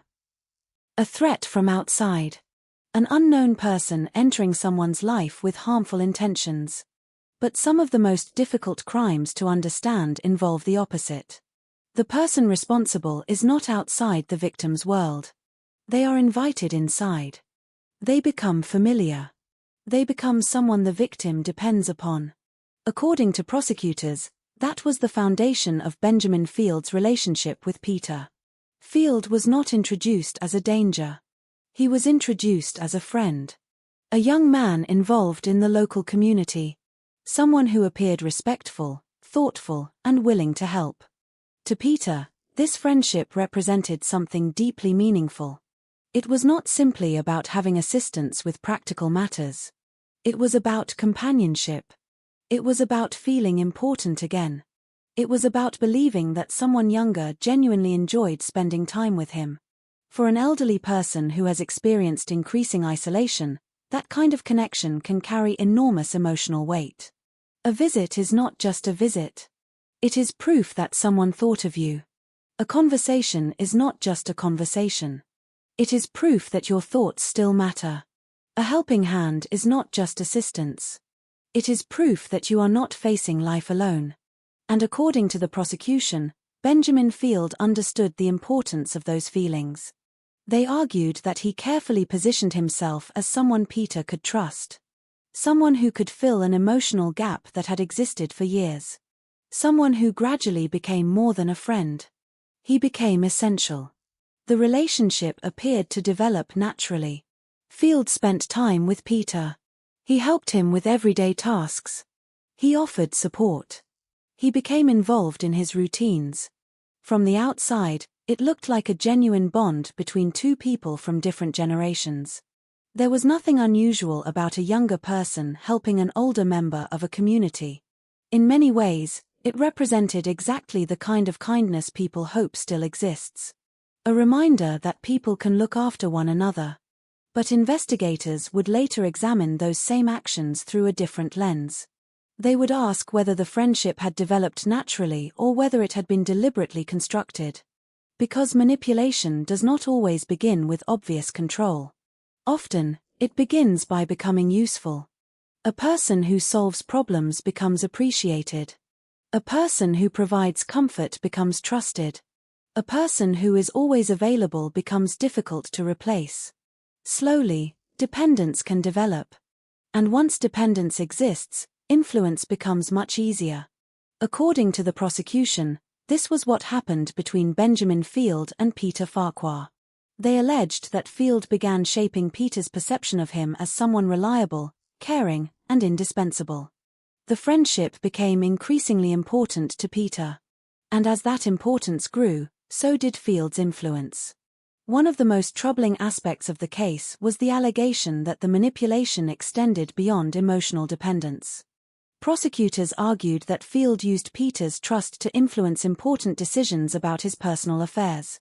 Among those allegations was that Field encouraged Peter to change his will, making him a significant beneficiary. At first glance, changes to a will may seem like a private matter. People have the right to decide who receives their possessions after death. But in cases involving elderly or vulnerable individuals, such decisions often become a focus of investigation. The key question is not simply, who benefited? The question is, why? Was the decision made freely? Was it based on genuine affection? Or was someone using emotional influence to gain control? Those questions would become central to the legal battle surrounding Peter's death. But before the courtroom arguments, there was another element that made the case particularly disturbing. The alleged psychological manipulation. According to prosecutors, Field did not simply seek Peter's trust. They argued that he began affecting the way Peter viewed himself. The accusation was that Field created a situation where Peter became increasingly uncertain about his own memory and abilities. A person who once trusted his own judgment began questioning it. A person who had spent a lifetime teaching others began wondering whether he could rely on his own mind. This was described by prosecutors as a form of gaslighting. A gradual process where a person is made to doubt their own perception of reality. The power of this type of manipulation lies in its subtlety. There is no single moment that announces itself as abuse. There is no obvious event that forces someone to recognize what is happening. Instead, doubt grows slowly. A forgotten detail becomes evidence of decline. A normal mistake becomes something frightening. A moment of confusion becomes proof that something is wrong. And when someone already fears losing their independence, those doubts can become overwhelming. Peter was an educated man. He understood human behavior. He understood language. He understood the complexity of people's emotions. Yet even highly intelligent people can be affected by repeated suggestions from someone they trust. Because trust changes the way information is received. A statement from a stranger may be questioned. A statement from a trusted friend may be accepted. That is what made the allegations against Field so unsettling. The prosecution suggested that the very relationship Peter believed was protecting him may have been the source of his greatest vulnerability. As time passed, Peter's confidence reportedly declined. He became increasingly concerned about his memory. He questioned himself. He worried about changes he believed were happening inside his own mind. To those around him, these changes were difficult to understand. Was Peter experiencing natural aging? Was he suffering from genuine cognitive decline? Or was something else happening? At the time, there was no clear answer. And that uncertainty created the perfect environment for suspicion to remain hidden. Because if someone believes they are losing control of their own mind, they may not question the person who claims to be helping them. They may become more dependent, more grateful, more willing to accept guidance. The person offering support becomes the person they rely on to understand what is happening. According to prosecutors, this was the position Benjamin Field allegedly created. A position of trust. A position of influence. A position where Peter's decisions were no longer completely independent. But the story was not only about psychological manipulation. There was another layer. A question that would transform the case from one involving possible exploitation into one involving possible murder. What happened on the final night of Peter Farquhar's life? How did a retired teacher, sitting in his own home, come to die with alcohol and a sedative in his system? Was it a tragic accident? A consequence of his own choices? Or was it the final stage of a plan that had begun long before? The answers would not come immediately. At first, Peter's death appeared ordinary. A lonely elderly man. A bottle of whiskey. A quiet house. A tragic ending. But investigators would soon discover that the most important evidence was not waiting beside Peter's body. It was hidden in the months and years before it. In the relationship. In the decisions. In the moments when kindness and control became impossible to separate. Because the most frightening possibility in this case was not that a stranger had entered Peter's home. It was that someone had first entered his heart. By the autumn of 2015, the relationship between Peter Farquhar and Benjamin Field appeared, at least from the outside, to have settled into a familiar routine. Benjamin was no longer simply a young man Peter knew through the local church. He had become a regular presence. Someone who visited often. Someone who seemed to understand Peter's habits, his preferences, and the quiet rhythm of his daily life. To many people observing from a distance, there was nothing remarkable about it. An older man had found companionship. A younger man was willing to give his time. In a close-knit community, that seemed less like a mystery and more like a welcome reminder that kindness still existed. But according to the prosecution, beneath that ordinary appearance another story was unfolding. One measured not in dramatic confrontations, but in gradual changes. Peter began expressing increasing concern about his own memory. Small lapses that most people would dismiss became, in his mind, evidence that something serious might be happening. Forgetting where he had left an object. Struggling to recall a detail during conversation. Losing track of an appointment. These are experiences that accompany countless people as they grow older. On their own, they prove very little. Yet to Peter, they appeared to carry enormous significance. He became increasingly worried that he was losing control of his mind. That fear did not exist in isolation. The possibility of developing dementia is one of the deepest anxieties many older adults face. It is not simply the fear of forgetting names or places. It is the fear of slowly losing the very thing that makes you yourself. Your memories. Your personality. Your independence. For a man whose entire career had depended upon language, memory, and careful thought, the possibility of cognitive decline would have been especially frightening. Imagine spending decades teaching literature, quoting passages from novels, remembering poems, guiding students through complicated ideas. Then one day wondering whether your own mind can still be trusted. It is a terrifying thought. According to prosecutors, this growing uncertainty did not occur by chance. They alleged that Benjamin Field reinforced Peter's fears, encouraging him to believe that ordinary moments of forgetfulness were signs of something much more serious. The prosecution argued that this gradual erosion of confidence made Peter increasingly dependent on Benjamin's reassurance and guidance. If Peter questioned his own memory, whose version of events would he believe? The person standing beside him. The person who appeared calm. The person who insisted he was only trying to help. This alleged pattern of manipulation would later become one of the most debated aspects of the entire case. Unlike physical violence, psychological control rarely leaves obvious evidence. There are no broken bones. No visible scars. No photographs capturing the exact moment someone's confidence begins to disappear. Instead, investigators must reconstruct invisible changes. A shift in personality. A growing dependence. A series of conversations remembered differently by different people. It is painstaking work. Every diary entry matters. Every text message matters. Every witness who recalls a seemingly ordinary conversation may unknowingly hold a missing piece of the puzzle. According to evidence presented during the investigation, Peter's personal affairs were also changing. Benjamin Field became increasingly involved in aspects of Peter's life that extended beyond simple companionship. The prosecution alleged that Field encouraged Peter to make decisions that would place him in a position to benefit financially, including changes relating to Peter's will and other personal matters. On paper, such decisions can appear entirely lawful. People revise their wills for many reasons. Relationships evolve. Families change. Friendships deepen. The law recognizes a person's right to decide what happens to their property after death. But investigators are trained to ask a different question. What circumstances surrounded those decisions? Were they made independently? Or were they influenced by someone exercising unusual control? Those questions would become central as detectives continued examining the months leading up to Peter's death.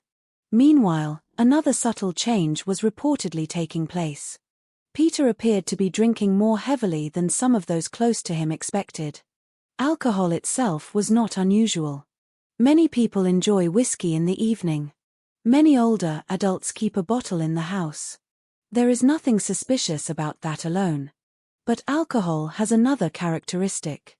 It lowers awareness. It slows reaction. It affects judgment. Combined with certain medications, it can become extremely dangerous. According to the prosecution, this combination would later assume enormous importance. Investigators would eventually learn that toxicology testing identified the presence of fluorazepam, a powerful sedative, in Peter's body. The prosecution alleged that the use of this medication, together with alcohol, formed part of the circumstances leading to his death. Those allegations would become fiercely contested during the legal proceedings that followed. At the time, however, none of this was visible to friends and neighbors. They saw Peter. They saw Benjamin. They saw what appeared to be a caring relationship. What they could not see was the private emotional world inside Peter's home. The doubts. The fears. The uncertainty. Psychological manipulation often succeeds because it isolates a person without physically separating them from others. The victim may still attend church, still speak with friends, still appear outwardly normal. Yet internally, something has shifted. Confidence fades. Decisions become harder. Self-doubt grows stronger. Eventually, the person who once trusted their own judgment begins relying on someone else's. If the prosecution's account was correct, that was precisely the transformation taking place. Peter was not losing trust in Benjamin. He was losing trust in himself. And once that balance changes, control can become almost invisible. Because the victim no longer feels controlled. They feel supported. That distinction is what makes alleged cases of coercive psychological manipulation so difficult to identify until much later. No alarm sounds. No obvious crime is reported. Life simply continues. Day after day. Conversation after conversation. Choice after choice. Until the cumulative effect becomes impossible to ignore. As October drew closer to its final days, nothing suggested that the story was approaching its most tragic chapter. The village continued with its ordinary routines. Church services were held.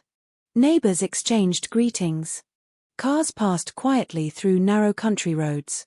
Inside Peter's home, however, the final pages of a long and complicated relationship were about to be written. No one knew that investigators would one day examine those final days in extraordinary detail. No one knew that toxicology reports, digital evidence, witness statements, and legal arguments would eventually be woven together in an attempt to answer one haunting question. What really happened during Peter Farquhar's last days? The answer would begin to emerge only after silence settled over his home. Only after the front door was opened. Only after an apparently ordinary death became the starting point of one of the most psychologically disturbing criminal investigations modern Britain had ever seen. The final days of Peter Farquhar's life passed quietly.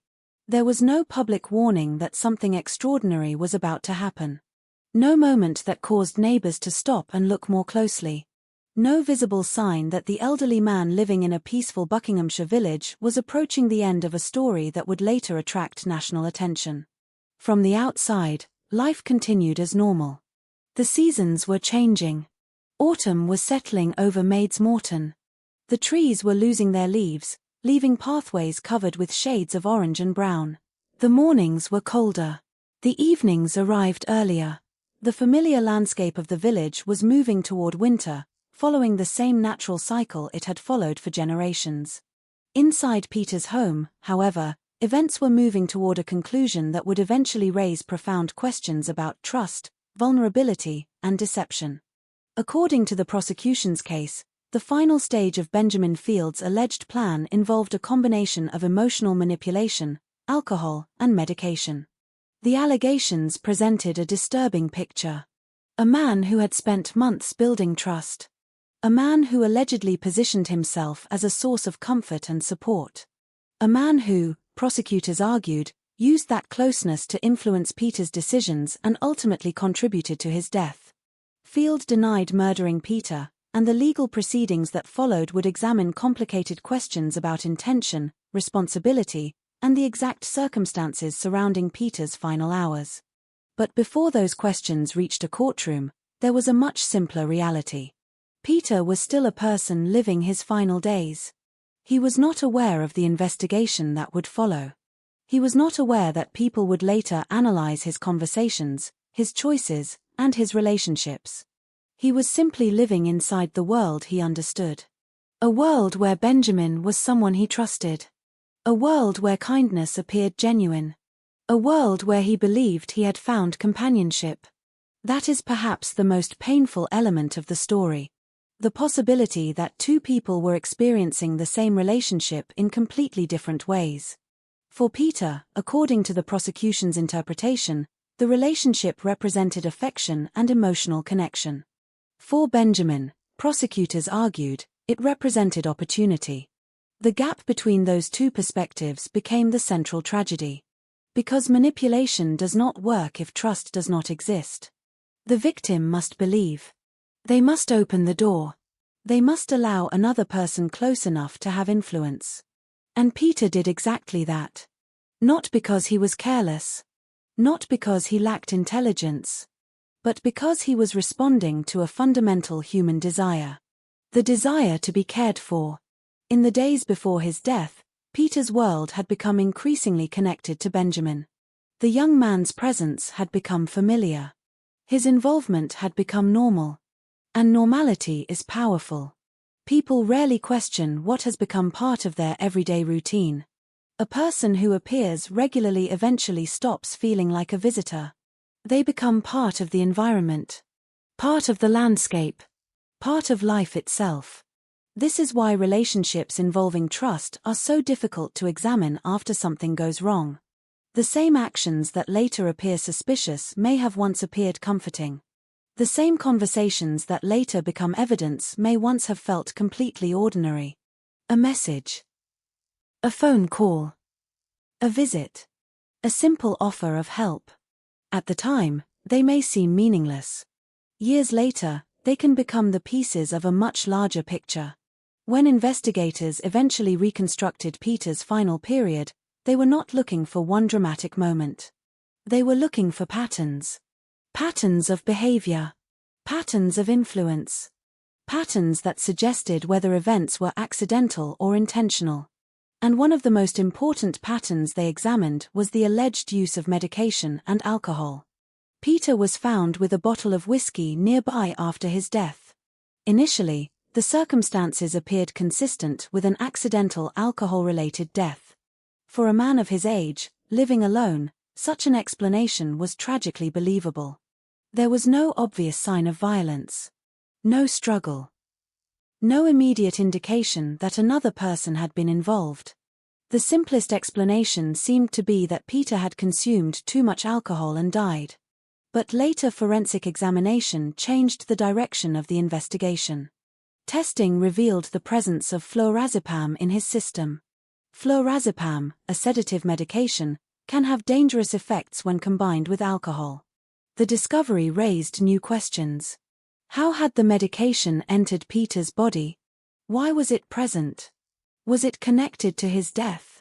Was someone responsible? These questions transformed the case.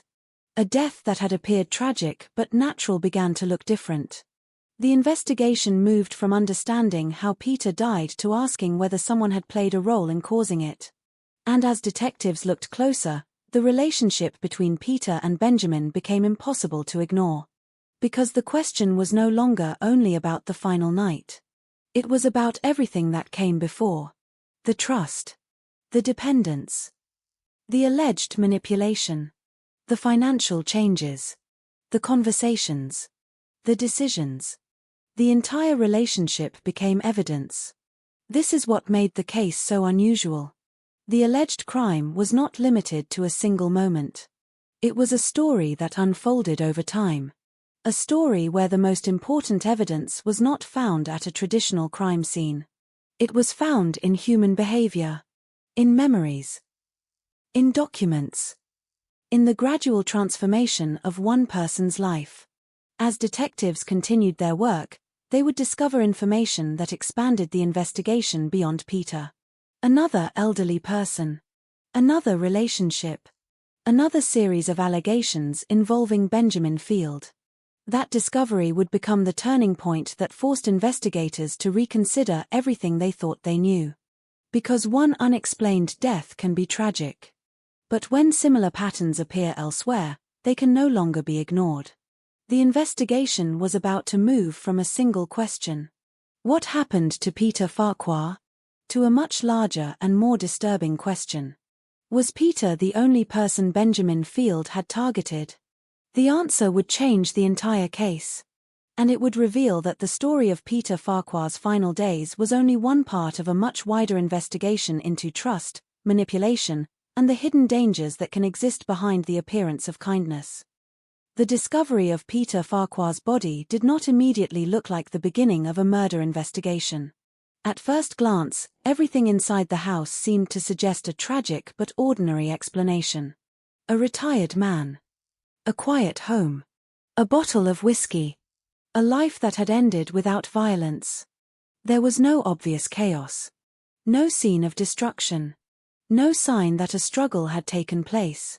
The room did not tell a story of aggression. It told a story of sadness.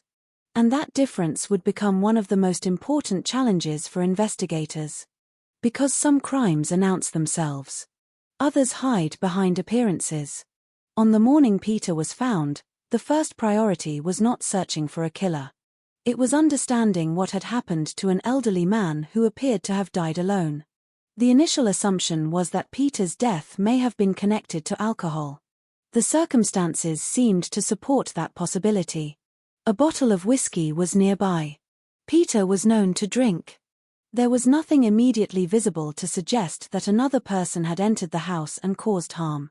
In many cases involving elderly individuals, especially those who live alone, investigators must consider natural causes, accidents, and health-related explanations before assuming criminal involvement. Death can come quietly. Sometimes it arrives through illness. Sometimes through an unfortunate combination of circumstances. Sometimes through a single mistake. At that moment, Peter's death appeared to belong to that category. A tragic ending to the life of an elderly man in his own home. But as investigators began examining the details, small questions started to appear. Questions that did not have simple answers. The first major turning point came through forensic examination. The human body often preserves secrets that the surrounding environment cannot reveal. A room can appear peaceful. A bottle can appear ordinary. A situation can seem obvious. But toxicology can uncover a hidden story. When specialists examined Peter's remains, they discovered the presence of fluorazepam, a sedative medication. That discovery changed everything. Fluorazepam was not simply another detail in a medical report. Its presence raised immediate concerns because sedatives can have serious effects, particularly when combined with alcohol. The combination can increase drowsiness, impair judgment, slow breathing, and create dangerous medical consequences. Suddenly, investigators were no longer looking only at a man who may have consumed too much whiskey.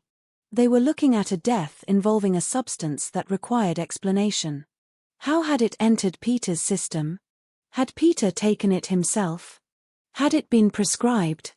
Was there another explanation? Every possibility needed to be examined. And as those questions emerged, investigators began looking more closely at the final days of Peter's life. They examined his routines. They spoke with people who knew him. They reviewed his relationships. They tried to understand who had access to Peter, who had influence over him, and who might have known about his personal circumstances. The investigation was no longer only about a body. It was about a life. One of the first challenges was reconstructing Peter's state of mind before his death. Had he been struggling with genuine health problems? Had he been confused? Had he been making decisions independently? Or had someone influenced his thoughts and actions? These questions mattered because the circumstances surrounding Peter's death were not limited to the physical evidence. The investigation was entering the complicated territory of psychological influence. And that meant looking at relationships. At the center of those questions was Benjamin Field. The young man who had become close to Peter. The person who appeared to provide friendship and support. The person who, according to prosecutors, was not simply present in Peter's life but deeply involved in it. Investigators began examining the nature of that relationship. They looked at messages. They spoke with witnesses. They reviewed the changes that had taken place in Peter's personal affairs.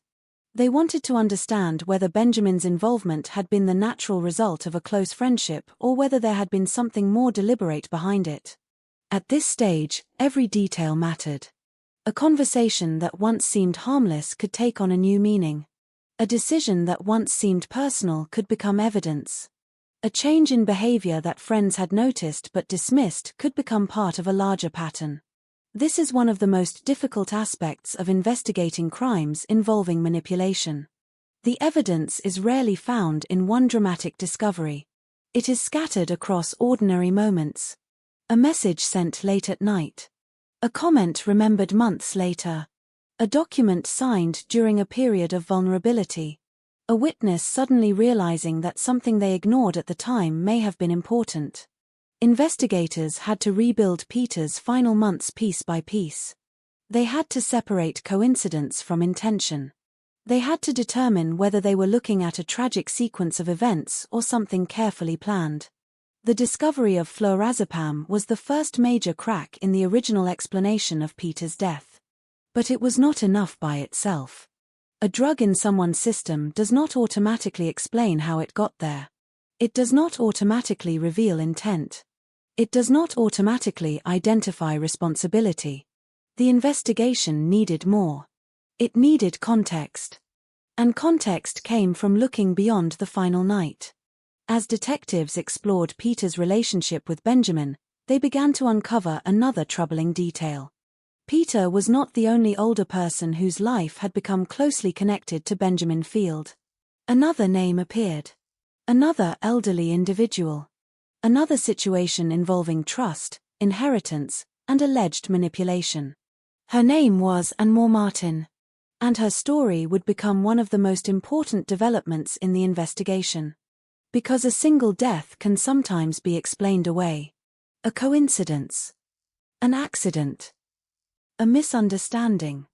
But when investigators begin seeing the same patterns repeated, they are forced to ask a different question. Not, did something happen? But, was this planned? The search for answers was only beginning. The peaceful house in Maids Morton had become the center of a much larger mystery. A mystery not built around obvious violence, but around something far harder to detect. Influence. Trust. And the possibility that someone had learned how to turn human kindness into a weapon.